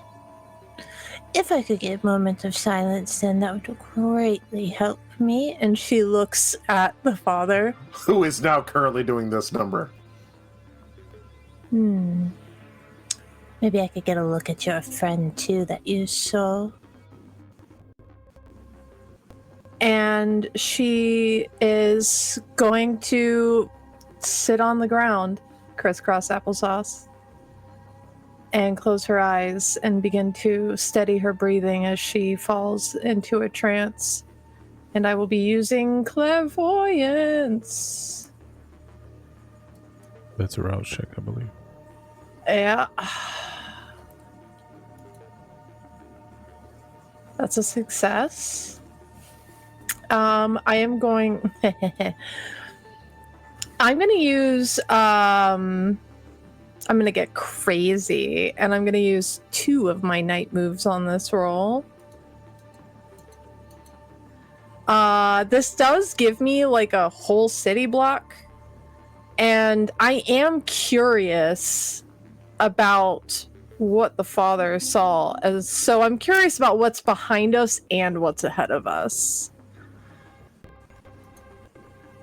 Oh boy. Thank you for another raid for Megara Quest. Thank you so much for dropping in. Appreciate you coming in. DM Sean! Hi, friends. So that's 15 successes. But that is also a bestial failure. Not a bestial failure, messy critical. Messy critical, sorry. Yeah, because yeah, a bestial yeah. failure, you'd have 0 success. Yeah, it'd be poop. It'd be garbage. Sorry, wrong thing. Oh, well, are you going to spend messy another critical. move to ignore the messy critical, or are you going to... Fuck no! I'm a risk taker, baby. Let's go. Music to my ears. You sit down, cross your legs, get into your zone. You reach out and reach out and reach out, and you haven't been doing this particular thing for very long, so it still feels kind of new. And it's very strange because it's kind of like being the ultimate peeping Tom, where you see in every crevice, in every corner, in every room, you see in the heart of everyone, you see everything within the city block radius. Just ahead of you, as your perception starts with you and expand, just ahead of you in the next room, you sense a lot of pain, anguish, hatred. You can clearly sense that there are a number of very angry spirits in that room. You see the remains of a train. You see what appears to be an empty courtroom. You sense 3 kindred there. One of them is strange. He seems like a person out of time, like someone who should not be here but is here. Then suddenly, there's another one who just kind of comes to life and pings your radar. And there's a human in there also. You can see that the first 3 are in discussion, figuring out what to do with the other ones. The place is a nest of angry spirits. There's a lot of them. And they all seem to be tied to that train that's in the middle of the room.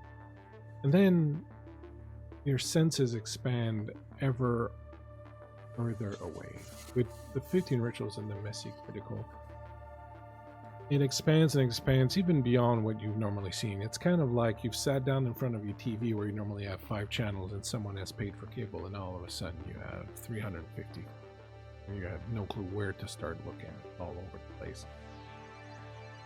And as you reach back to the room you came in from earlier, the one that spooked the father, you reach out. You feel momentarily that there's something there. Something that's sleeping and that's old. And you notice it noticing you, and then it disappears. And then your messy critical comes into play. And you're standing in that room trying to get a read on it, trying to get a bead on it. See exactly what that was, where it went. And then you hear a voice right behind you in your ear that says, "I thought I said I would rather not be disturbed." I was only curious. You know what happens to the curious cat, don't you? I heard a story once, yes. You're a strange one. You're not of my blood, yet you're somewhat insane. That's very interesting. What blood is that?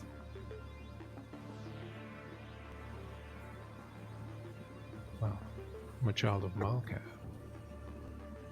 Hmm. And you're the one who spooked the father. Did I spook him? Oh, he seemed quite pale. Paler than normal. Well, that's only because he knows better than you. I see. I've felt rumblings. I've felt things. There are old ones awakening in the world, aren't there? Has Gehenna finally come? Seems so.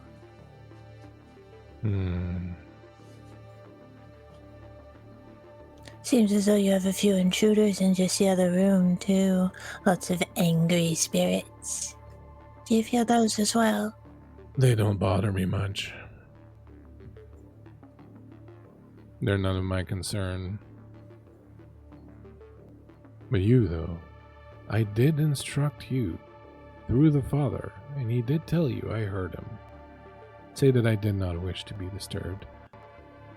I have been slumbering here for some while, and I was quite comfortable, although now that I am forced to take stock, I see that things are not well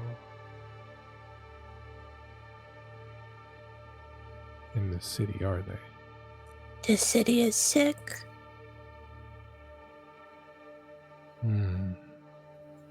What a pity. The prince is letting it die for her own amusement. It's disgusting. Indeed. Do you wish to sleep and dream in a dying city? My dreams have been rather disturbing of late, I must say. Perhaps the prince's sickness is infecting you too.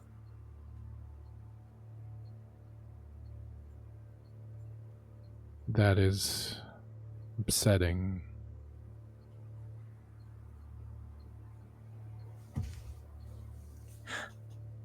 What would you do about it?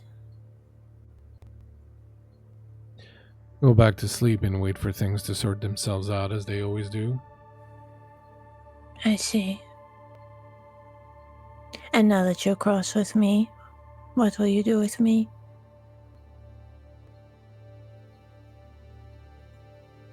I don't know. I think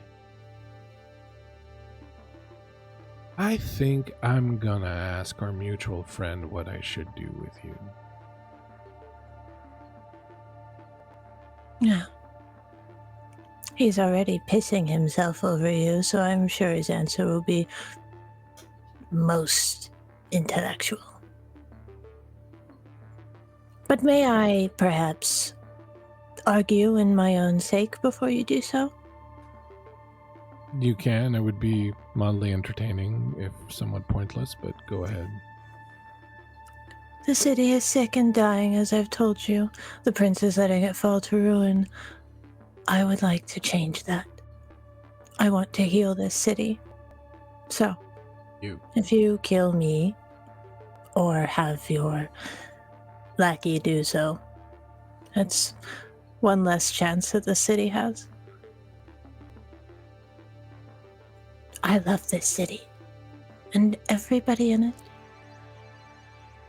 You're not even lying. Lying isn't really in my nature so much. Perhaps I enjoy a little bit of persuasion, bending truths, but when it comes to what I love, my passions, I don't do so easily.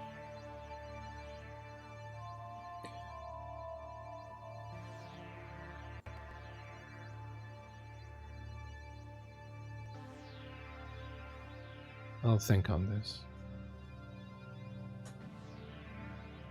The city has been my home for longer than it has existed. I sleep well here, undisturbed usually. That one time, a few hundred years ago, but... Do me one favor. Tell What is our that? mutual friend to come and see me. I would have words with him. Tell him he'll find me in the oratory. I sense a disturbance there. I think maybe doing a little bit of cleansing of the area would be good. Ah, you feel the mages. I don't know what they are, but tell our mutual friend to come and see me when he has recovered a little bit of his temperament. And as for you, you've done wicked things. Done wicked things to children, haven't you? A long, long time ago. What do you mean?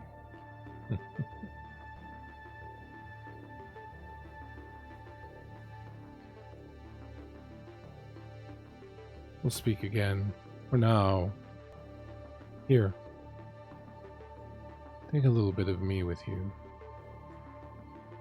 And you feel a sudden spike of pain in your head. You will gain a derangement, and we'll deal with that after the game. You are thrown back violently into your body. You literally physically slide back on the ground and then sprawl. Fletcher's at your side right away, helping you up. What the hell is in that room? Oh, She like sits up and her eyes move from Fletcher and straight to Alex. I met your friend. I see he said hello. Ah, yes, he did. Hmm, We had a nice little conversation. I'm sure you did. Anywho, She looks up at Fletcher. there's 3 of them. 4, counting the one who just woke up. One of them seems off. Something wrong. And the human, of course. Right. And a lot of very angry spirits in that room. I don't know that I can do anything about the spirits. I could injure some of them, but that's probably not going to help us. I think we're going to need to wake up Desmond. My suggestion is that we attempt a quiet approach until we can find Desmond and free him. You said Kata, he should be able to do something about the spirits. I know you can't, but he doesn't. What are you talking about, Fletcher? I already told you he's Cappadocian. Cappadocians have So- a way with spirits, honey. All right. They are masters of the necromantic arts. Ah, yes. Giving me an idea. Hmm. That's for later if we survive this. Well, we will survive this, but if he survives it. Father, do you have it in you to provide us with a little bit of cover as we traipse inside their little inner sanctum? Maybe. At least some of us. I suggest we find Desmond, free him, and then we can deal with the others after. Don't maybe us. You're shitting your britches not but 5 seconds ago, so maybe lend a hand.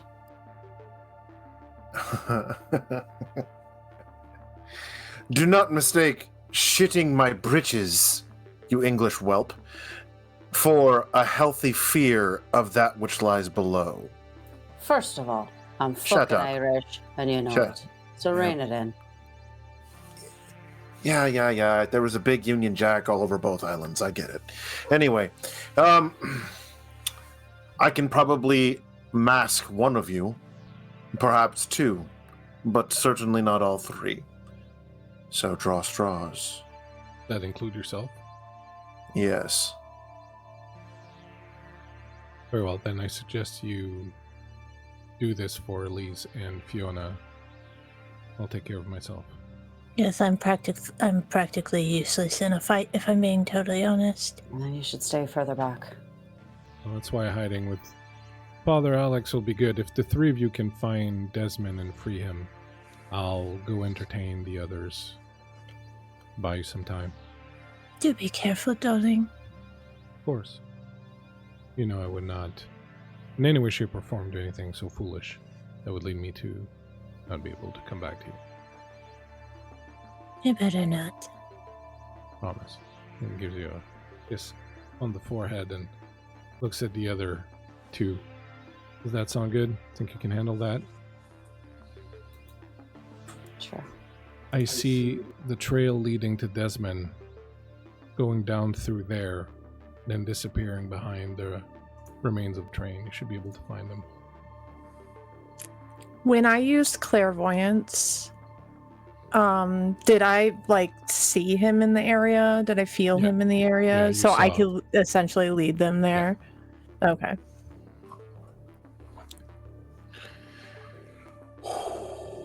Okay. Pass morale's check. Did you need a rouse check from me as well? No. No. I don't. Storyteller. No, not unless you're doing something. What does it look like as you extend your powers over Elise and Fiona, Father Dubois? I think he takes great pleasure in this moment, never missing an opportunity. And he reaches into his pocket and he pulls out a small silver ball with a little top on it. And he looks at it, kisses it, crosses himself, flicks it open, and sticks his pinky in. And it comes out with what can only be described as the most monumental cocaine nail. And he puts an ash cross on Elise's forehead, and then puts an ash cross on Fiona's forehead. We're not without our own rituals. And he clicks it shut at Elise, and the shadows billow out from under his cloak and envelop the both of them. And he says, "Do not speak, and you will not be seen."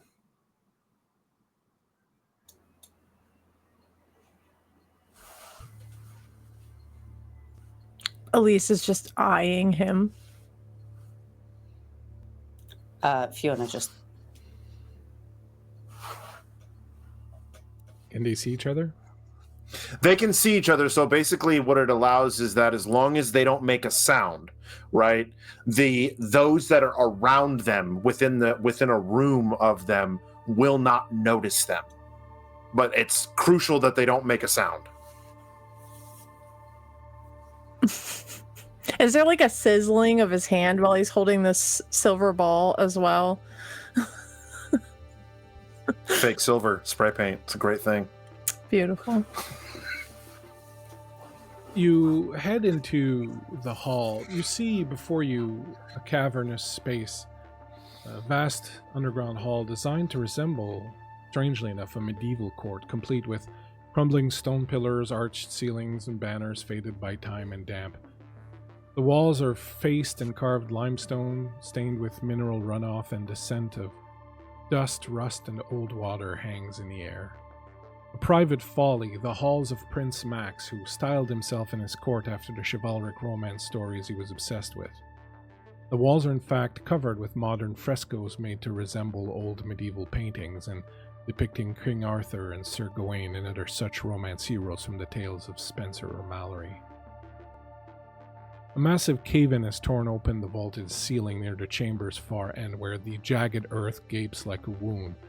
Through it, a subway train has plummeted, its front car now impaled on broken masonry, one tilted upward like a dead beast's forehead. Steel and stone are fused together in a grotesque tangle, and broken tracks snake down the hole above. A sickly red emergency light inside the train pulses intermittently. casting the chamber in waves of blood-colored glow. Occasionally, the dying hum of a generator stirs from somewhere in the dark, a low mechanical groan, then silence. Tools and gears are scattered around the base of the crash: hard hats, spools of wire, flashlights with flickering beams, oxygen tanks, and even a half-open first aid kit. The repair crews are gone, not just missing, gone. No signs of struggle, no messages left behind. It's as though they simply walked off into the dark. Coffee cups still sit, now warm with mold, and a notebook lies open on a crate, its last page ending mid-sentence. The throne, yes, a throne, sits untouched at the far end of the hall, atop a dais of carved stone. Dust cakes its seat, and the banner above it, once regal, now droops with mildew. On the walls, words from Sir Gawain and the Green Knight are finger-painted. That peerless princess pressed him so hotly, so invited him to the very verge, that he felt forced either to allow her love or blackguardedly rebuff her. He was concerned for his courtesy lest he be called caitiff, but more especially for his evil plight if he should plunge into sin and dishonor the owner of the house treacherously. "God shield me, that shall not happen for sure," said the knight. Everything is silent, except for the occasional creak of setting stone or the soft drip of water echoing through the darkness. The lot of you move along, following the guidance of Elise and Fletcher's spell. Go ahead and make me dexterity plus stealth checks. Now, because you are hidden, this is merely seeing if you make any sort of highly untoward sound. Because you can't be seen unless you give someone occasion to. I will be using an advantage. Yeah, I'm going to go ahead and use a night move as well. Same. It's 4 successes for me. 2 successes for me.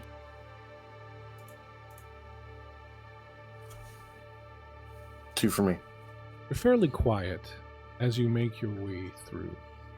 You step through the broken train and onto the other side, and you hear in the main hall voices as Fletcher has apparently stepped forward and has engaged the Giovanni there in conversation. You move through the abandoned train and you can see where people died. They've removed the bodies. They've removed corpses, of course, but you can see clear indication of where bodies were crushed as this train plunged headfirst after ages in an attempt to kill the prince. Crashed it through the roof. You move through, and on the other side, you come into a little alcove, a place that has been ripped open by the crashing train. And thank you so much, Just a Human, for that raid. Really appreciate you. Hope you all had a great stream tonight. We're playing some Vampire the Masquerade here. It does contain some mature subject matter, so please do take that into consideration if you choose to hang out with us. We're very happy to have you here. Thank you so much.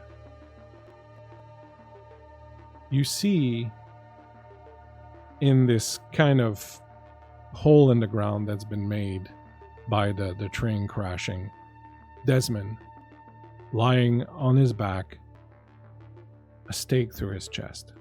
You see lying next to him and wrapped up in a bunch of ropes and tied up real tight, a human who appears to be sleeping, or is at least knocked out in some way, shape, or form. Desmond has suffered a few wounds, but nothing too tragic. You feel the presence of something watching you, kind of hovering about. You know that there are specters in the room, and you figure it's probably just a matter of time before you get snitched out. You don't know to what extent they can affect you. But you do manage to crawl down into this hole as you hear the voices of Fletcher and the Giovanni on the other side of the train. Desmond is lying there. What do you do? Elise is gonna rush forward and kneel before him and grab a hold of that stake and just rip it right out of him. Not a single thought in her head, just, this gotta go. You pull the stake out, Desmond, your eyes shoot open, and the pain that rips through your chest is quite intense. You feel yourself almost as if you're kind of emerging out of water as your senses kind of come back online. And your body, which has been so stiff for a while, it kind of starts to feel a bit of vigor in it again. And you see Elise. I would assume this breaks the... would this break the... Yeah. So you see Elise kneeling over you, pulling the stake out of your chest. You didn't warn me, so... Don't make a sound.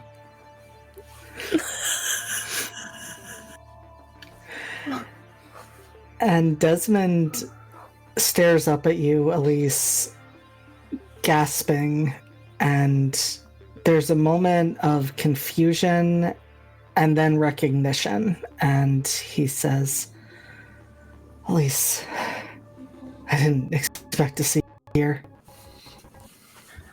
I don't think I'm supposed to make a sound right now.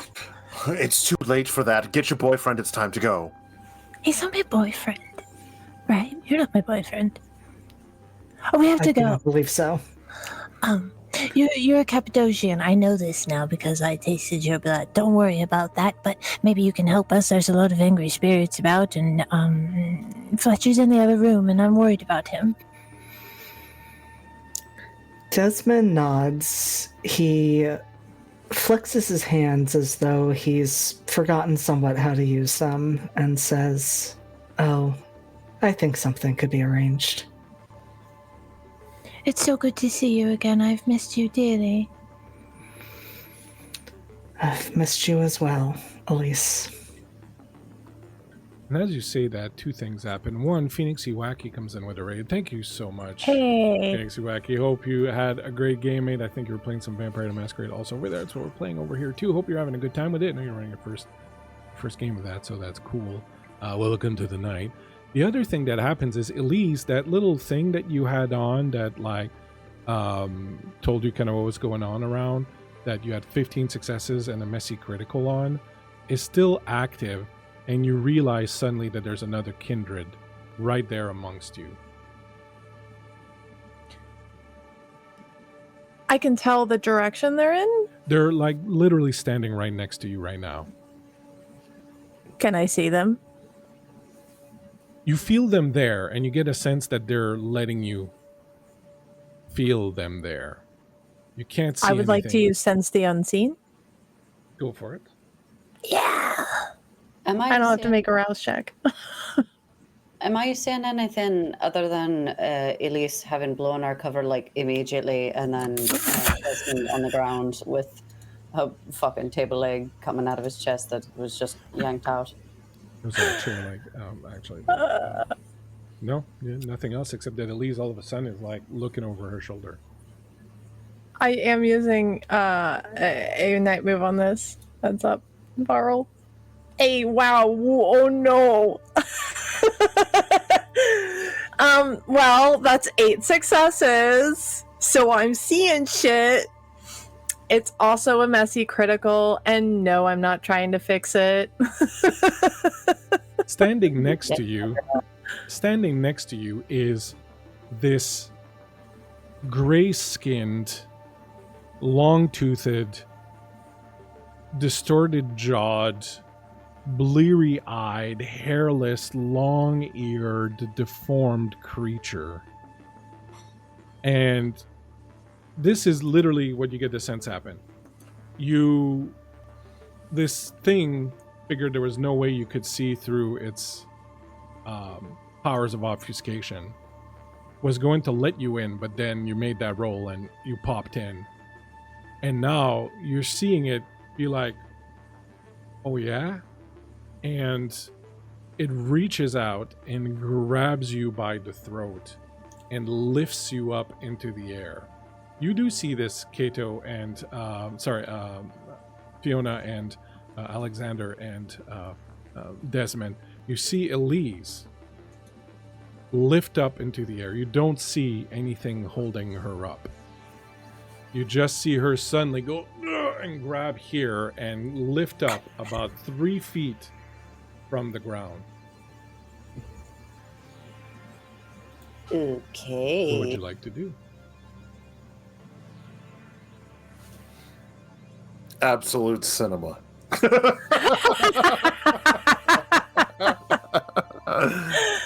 I know exactly what I would like to do, but I don't know who is actually going to go first in this particular sense. Can I say something to it as it's you lifting me into the air? Everyone can say something. We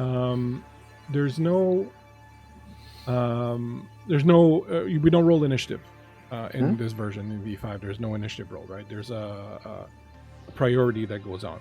So the first people to react are people who are attacking by surprise. So it's him. So he just did. He grabbed you by the throat and lifted you.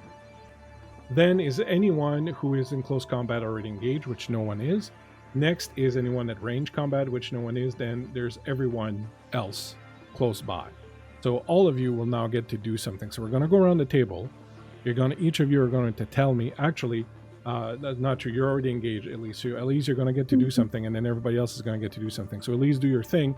Then we're going to go. Everyone's going to say what they're going to do, and then those actions are all going to resolve at the same time. So since you are already engaged, Elise, you can, in fact, try to say something. Yeah, as he's lifting her off the ground, I'm assuming I don't recognize this vampire at all. Yeah, no. Who are you? Is all she's gonna say. Excellent. You can go ahead and roll whatever stamina and brawl you have. Oh yeah, so much strength, here. Sorry, strength and brawl. Oh, even better, bud. Let me lube up this one dice. I'm gonna use a night move. How many do I have left right now? Okay, I'm gonna use 2 night moves to hopefully save my ass to some degree. Oh yeah, that's 1 success. Very good. With your 1 success, there's not much that you can do as this thing's claws dig into your throat and bury themselves deep inside. You're going to take 3 aggravated damage. On Great. your character sheet, you mark those off by double-clicking the wound so that you get an X instead of just a slash in them. As the rest of you see blood just start gushing out of her throat. Next up, everybody Little else bare gets feet to, kicking in the air. Yeah, basically. And you heard her say, "Who are you?" Which didn't seem to have much of an impact. So go ahead, all of you. Tell me what your actions are going to be, each of you, and then we will resolve all of them at the same time.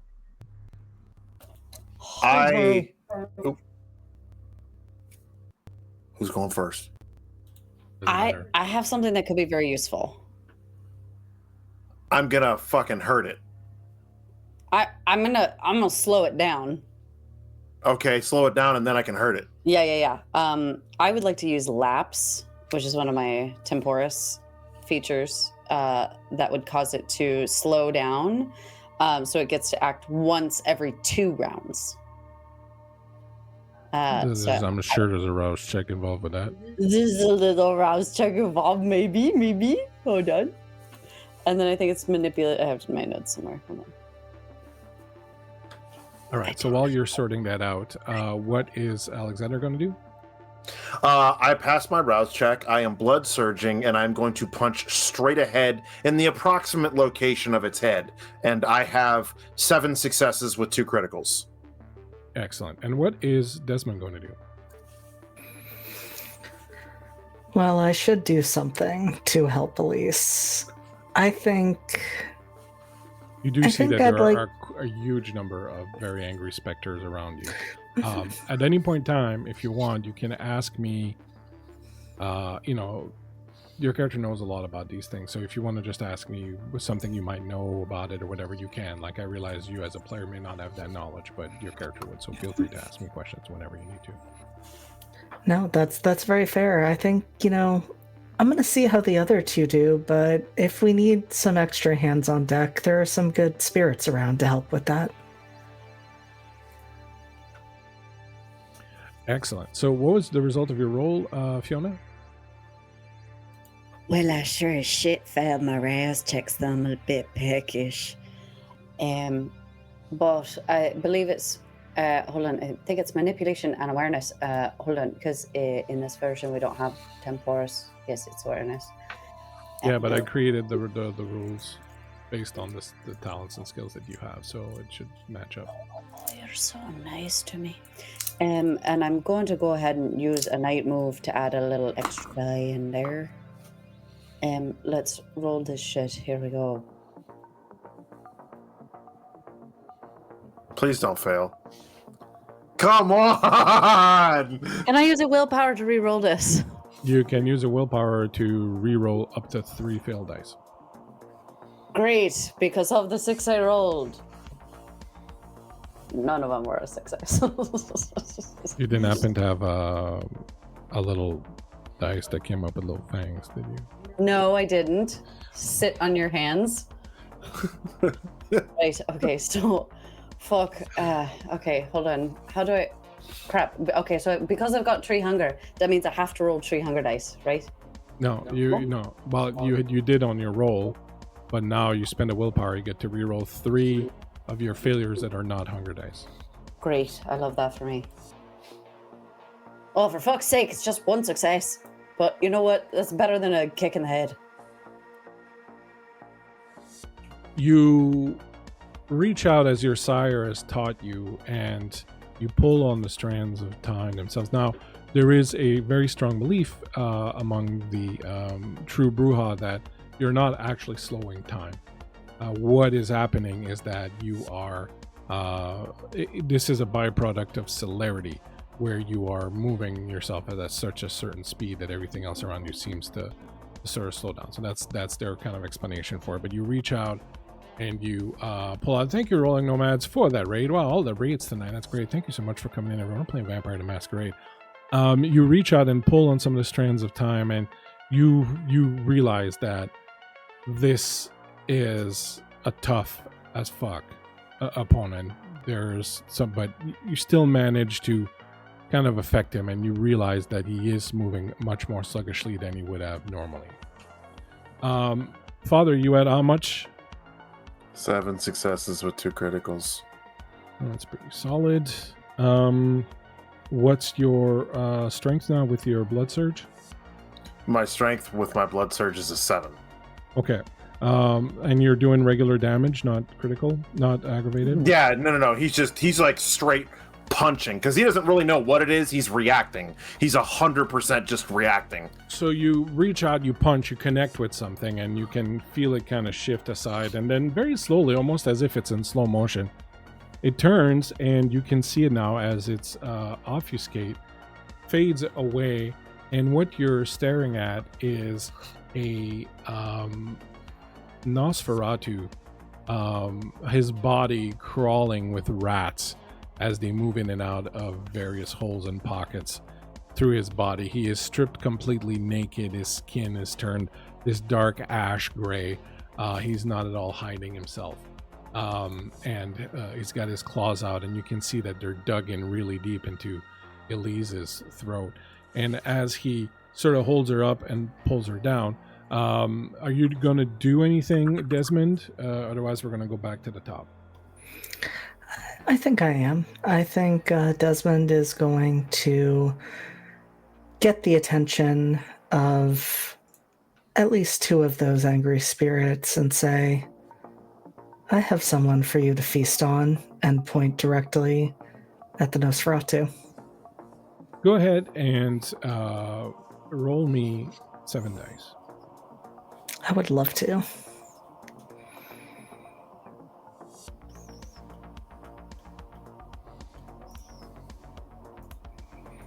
Three successes. You bend these two specters to your will, even as angry and as pissed off as they are, and they want nothing to do with you or anything else, but you reach out and with a practiced hand, you bend them to your will, and for a moment you realize you missed that power, that ability to just reach out and bend a spirit's will to your own.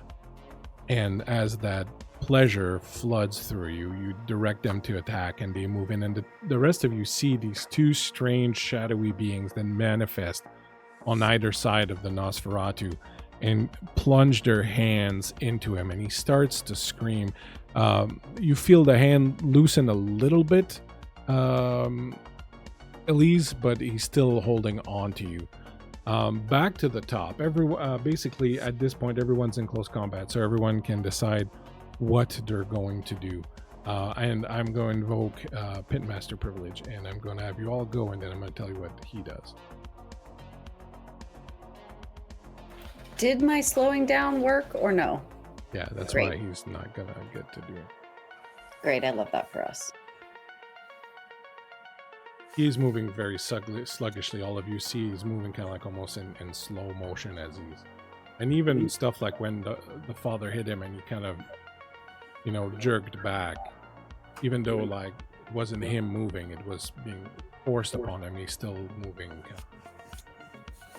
Is he looking in my eyes while he's holding my neck? Well, when you make your roll to try and dominate, that's when we'll see if he's looking into your eyes. You son of a bitch. I was gonna say, did he drop her, or is he still got a firm grip on her? As I said to her, he loosened a little bit, but he's still holding her. Boy's got some potence. Creep, you go ahead. Yeah, I'm going to try to get him to release me. And I would like to use Mesmerize to do so, which means I have to have the subject's gaze. Well, let us see.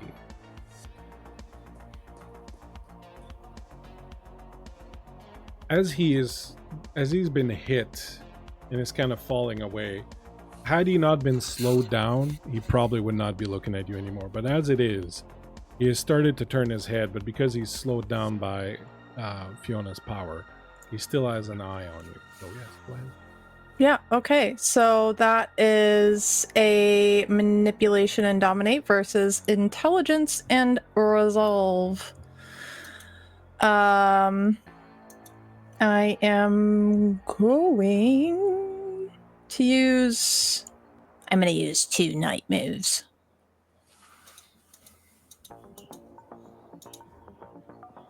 Oh, motherfucker. That's 9 successes. She is looking at him going, "Put me down," while she's getting strangled. But that is also 2 missy criticals. Right. So he is, in fact, because he's in a frenzy, he gets 3 extra dice to resist mental disciplines. Oh, that Just bitch. So you know. Although I got a whole bunch of failures, so you're looking good on that. You're looking good. What was the order you gave him? To put me down. All right. Thanks to your missy critical, what is going to happen is he's holding you and you say that and you feel him kind of resist for a second and then you don't, and he turns slightly and he drops you. And as he does, you realize that he is putting you down, but he is dropping you on this jagged piece of metal from one of the rails that is sticking out of the ground. You're going to slam down on top of that, and you have been released, and you feel this piece of twisted metal go into your back and shoot right out of your chest, protruding right out. Now, it's a piece of metal, so it can't stake you, which is good. But it rips out right through you as you have this kind of piece of rebar or something that's just kind of sticking out through you. You're going to take 2 normal damage. So you add them after the aggravated damage, and you were pinned there, like on your back, sort of sticking on this thing like it was a spear that was holding you up, impaled on this thing. So what actually like downs me, because my health bar has damage all the way through it. Well, so here's something you can do is you can spend right now. You can make a rouse check, and if you and you can spend you can heal a number of normal wounds equal to normally your blood potency. However, you took aggravated damage before this, and you have to heal the aggravated damage before you can heal the regular damage. Great. So you go into torpor. You see Elise slide down on this back arch, and her eyes just roll up in her head. I think you hear her as she's like falling go, it's like the genie situation. And then she gets like impaled and goes.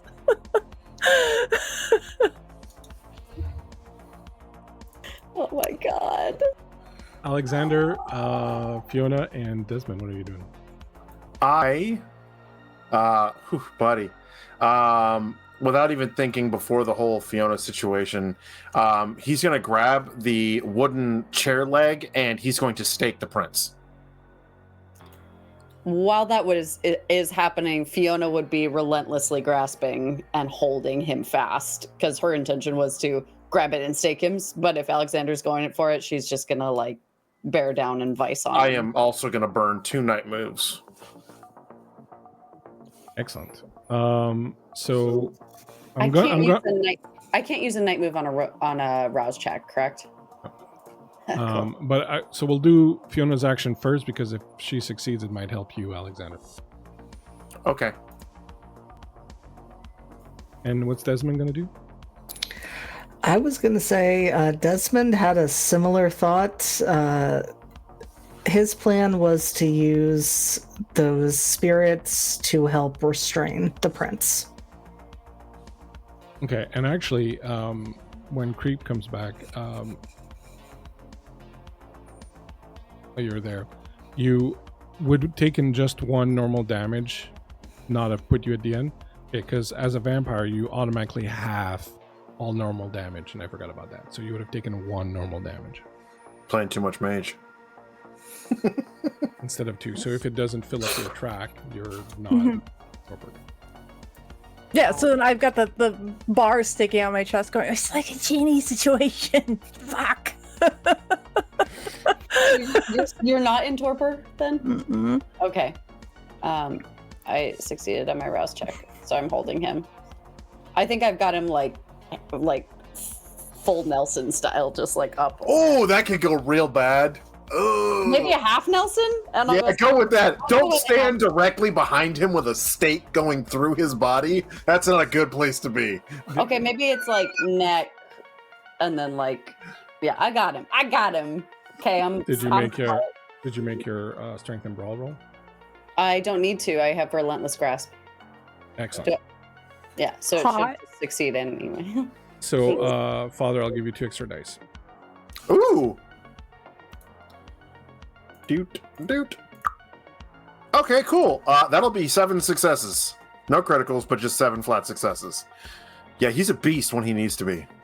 That's excellent. Do you have a willpower to reroll some of your failures? You need 1 more success to stake him. I do have willpower to do that. Do that. You hit him, and you're going to do damage. But if you want to hit the heart and stake him, I can reroll 3 dice, right? 3 failures. You have to be 3 failures. Okay, I've got 2. I only have 2 failures, so then you can reroll 2 and hope to get 1. And I got 2! Ha ha ha! With Fiona holding him, the spirits that Desmond is controlling also kind of holding him and restraining him. You find the sweet spot and you lean into it, and just like that Roman soldier with the spear on Jesus Christ on the cross, you just drive that right in, right at the right place. The stick goes in and you see his eyes go wide, and he had started falling in slow motion, and now he still in slow motion falls down, and narrowly avoids falling on top of Elise as he crumples to the ground, immobile. I think there is a a look on Alexander's face for half a second that looks like dinner time before he composes himself. Elise is still totally impaled on his piece of rebar. What do y'all do? I think Alexander just looks and just goes, and what did we learn? You're a fucking asshole is what we learned. Do you know? All right, fuck. Easy does it, love. And I try to just very gingerly help her. It's going to be very difficult to pull her off of there without doing damage to her. Cool. Can I try to heal first? Not until you're pulled off. So here's the thing. Before you heal the regular damage, you're going to have to heal the aggravated damage. You can heal right now. You can attempt to heal 1 aggravated damage, but you can only heal 1 per day.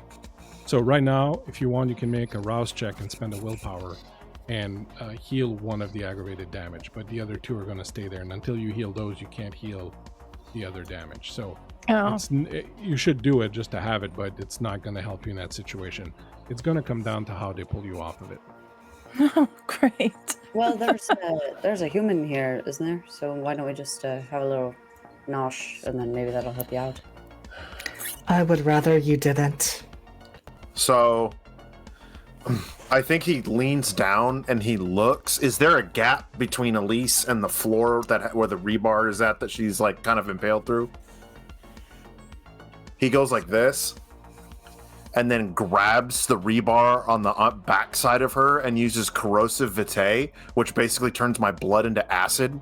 And he just says to her, "You fucking owe me," as it breaks the fucking rebar off.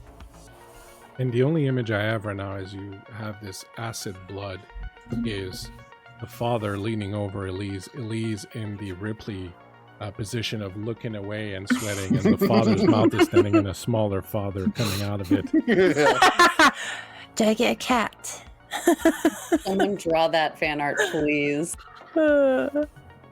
You manage to rip this thing out, break it out and stand her up. With Elise now standing up and not being in that precarious position, if you're careful, you can manage to pull this thing out. And what I'm going to ask someone to do that, and whoever wants to do it can, I'm going to ask you, just because it's fun to use skills that don't often get used, I'm going to ask you to use dexterity and medicine. Ooh, good combo. Good combo. I'm the wrong fucking person to ask because I got fuck all in it, and also I've been rolling like shite. I guess, Desmond, you got anything? I'd be happy to help. So you lean into it, you look at this, you do have extensive experience with the, anatomy and so on and so forth. So you can go ahead and roll 8 dice on this, Desmond. I would love to. Elise is just standing there looking as pitiful as ever. She baby. That is. So I think what happens is Desmond approaches you and says that doesn't look good, but you came here to get me out of this mess, so I'm here to help you. I pull something out of you, you pull something out of me. It seems fair. That's how it works, doesn't it? And with 4 successes, he pulls the piece of metal out. Good enough. You take 1 damage, but since you have it, you don't take damage, so you're good. As some of your blood flows out a little bit, and you feel quite stiff, and it's going to be a few nights before you're back to fighting shape. Fun. You have Desmond there. There is Tristan, all dressed up like a summer sausage, on the floor next to you. And you heard in the middle of the fight some screaming and shouting coming from the other side of the train, but it seems to be quiet now. What do you do? I think what's your Desmond hunger at, looks. Elise? That's a good question. Yeah. My hunger is at 2. Oh, okay. You're still good. Yeah. LOL, mine's at 3. We're all in a great place with this. Yeah, I think Desmond looks at the other three, then down at Tristan, and says, "Get him out of here. I have some personal business to finish." What do you mean, personal fucking business? We came down here to save your ass. And so you have. I've been saved. What's going on? What are you going to do? I'm gonna teach these Giovanni that I am not the person to mess with. I think Alex, at the mention of the Giovanni, grabs the staked prince, throws it over his shoulder, and walks out of the car. Just, not my monkeys, not my circus. Let's go. Far be it from me to stop you from killing a Giovanni. I won't stand in your way. Fletcher's over there. Shall I take your boyfriend? Yes, it would probably be good to get him out of here. Desmond, And do you know what he is?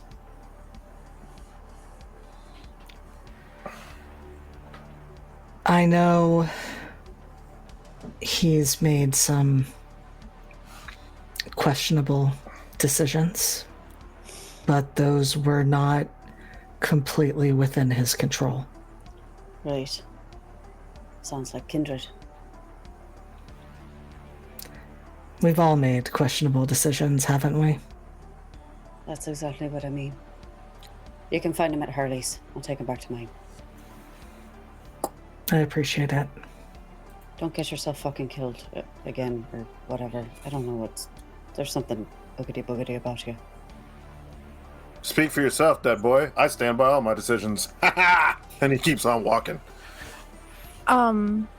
Bleak. Question. When Desmond is talking to me, now knowing the things that I know about his blood, do I notice anything different about him now than from before? We're going to do something. I'm going to ask JD. You're going to roll 7 dice. You can feel free to use night moves if you want, since they are you. You're going to roll 7 dice, and Creep, you're going to use your wits plus your insight.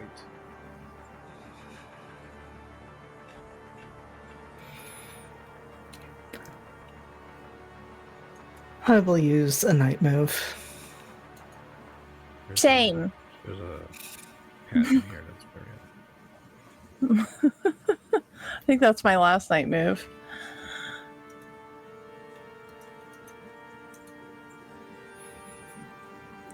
All right, that's 7 successes. 6 for me. I mean, he sounds like someone who's pretty aggrieved that he's just been staked and hauled off and had his boyfriend kidnapped. Like, that's...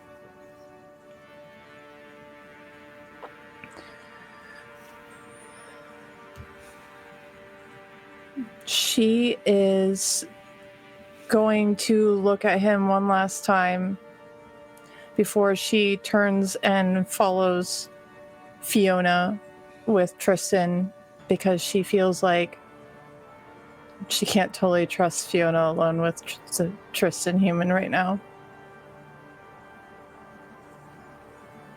You step over on the other side of the train. You find Fletcher there waiting. There's a body at his feet. Nobody else there with him. And as you come around, he's like, "Did you find him?" I assume you're not with them, right, JD? Right. Find him? I found him. I don't feel so well. Oh, my dear. What's happened to you? And he comes over and he helps you up.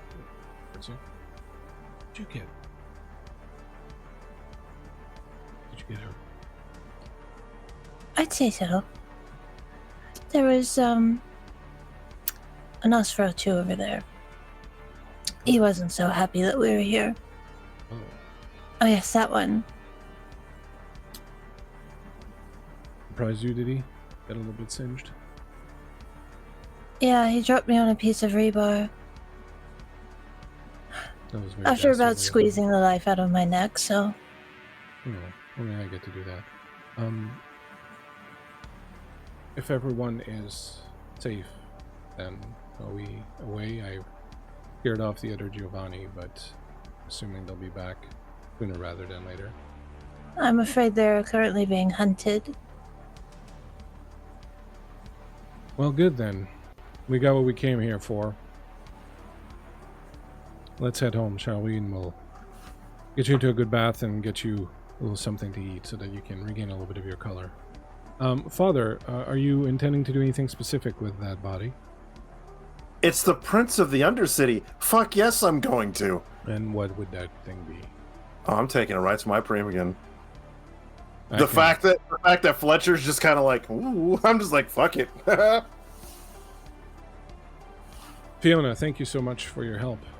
I appreciate that you took the time to come on and do this with us. Sure. Quite a scrap. Take care of your girl for us. If there's ever anything I can do for you, don't hesitate to ask. Can I ask you a question while I've got you here? Certainly. How do you feel about Montreal? Do you like this place? It's a very complex question. That's the correct answer. We'll be speaking again. Yes, I imagine we will. I'm taking this with me. I think we should bring that home. She looks at Fletcher. Don't worry, I got plenty of people back at mine. They'll be safe. Yeah, but I need Desi to come back to me. Don't worry. And he'll be looking for Tristan. I'll have you all over for dinner. How's that? Okay, darling. We have the yellow pages if we need to find her again. She leans in to Fiona. You're going to eat him, are you? No. But I am going to get some answers out of him. I remember when we saw that thing in the hotel. All the faces. Certainly do.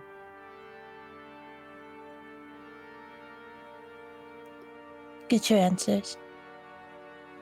I'd like to know what you find. I will report everything back to you, I promise. And I won't do any snacking until I've heard what I need to hear.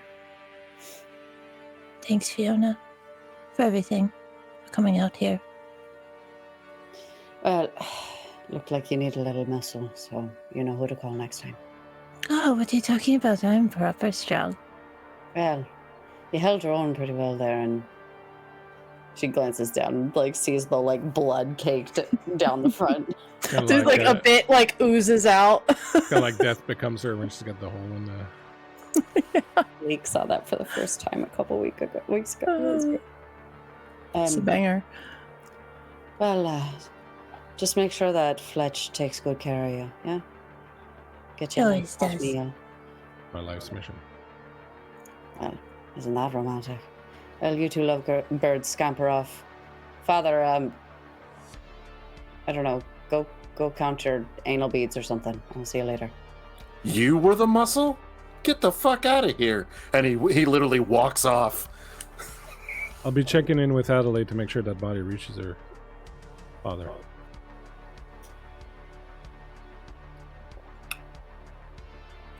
And I'll be sure to cash in on debts owed. And he just stares at Elise.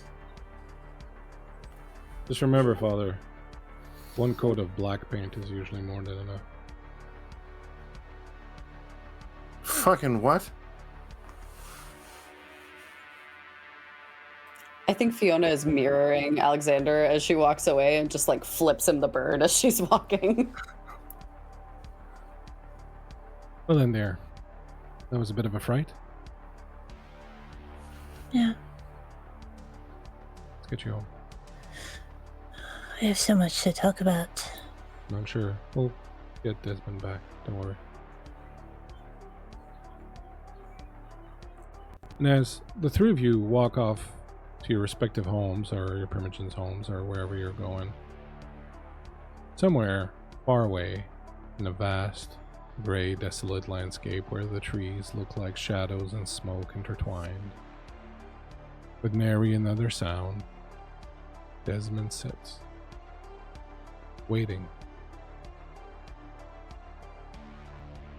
And then, my friends, is where we're going to end tonight's session of Vampire the Masquerade Elegy.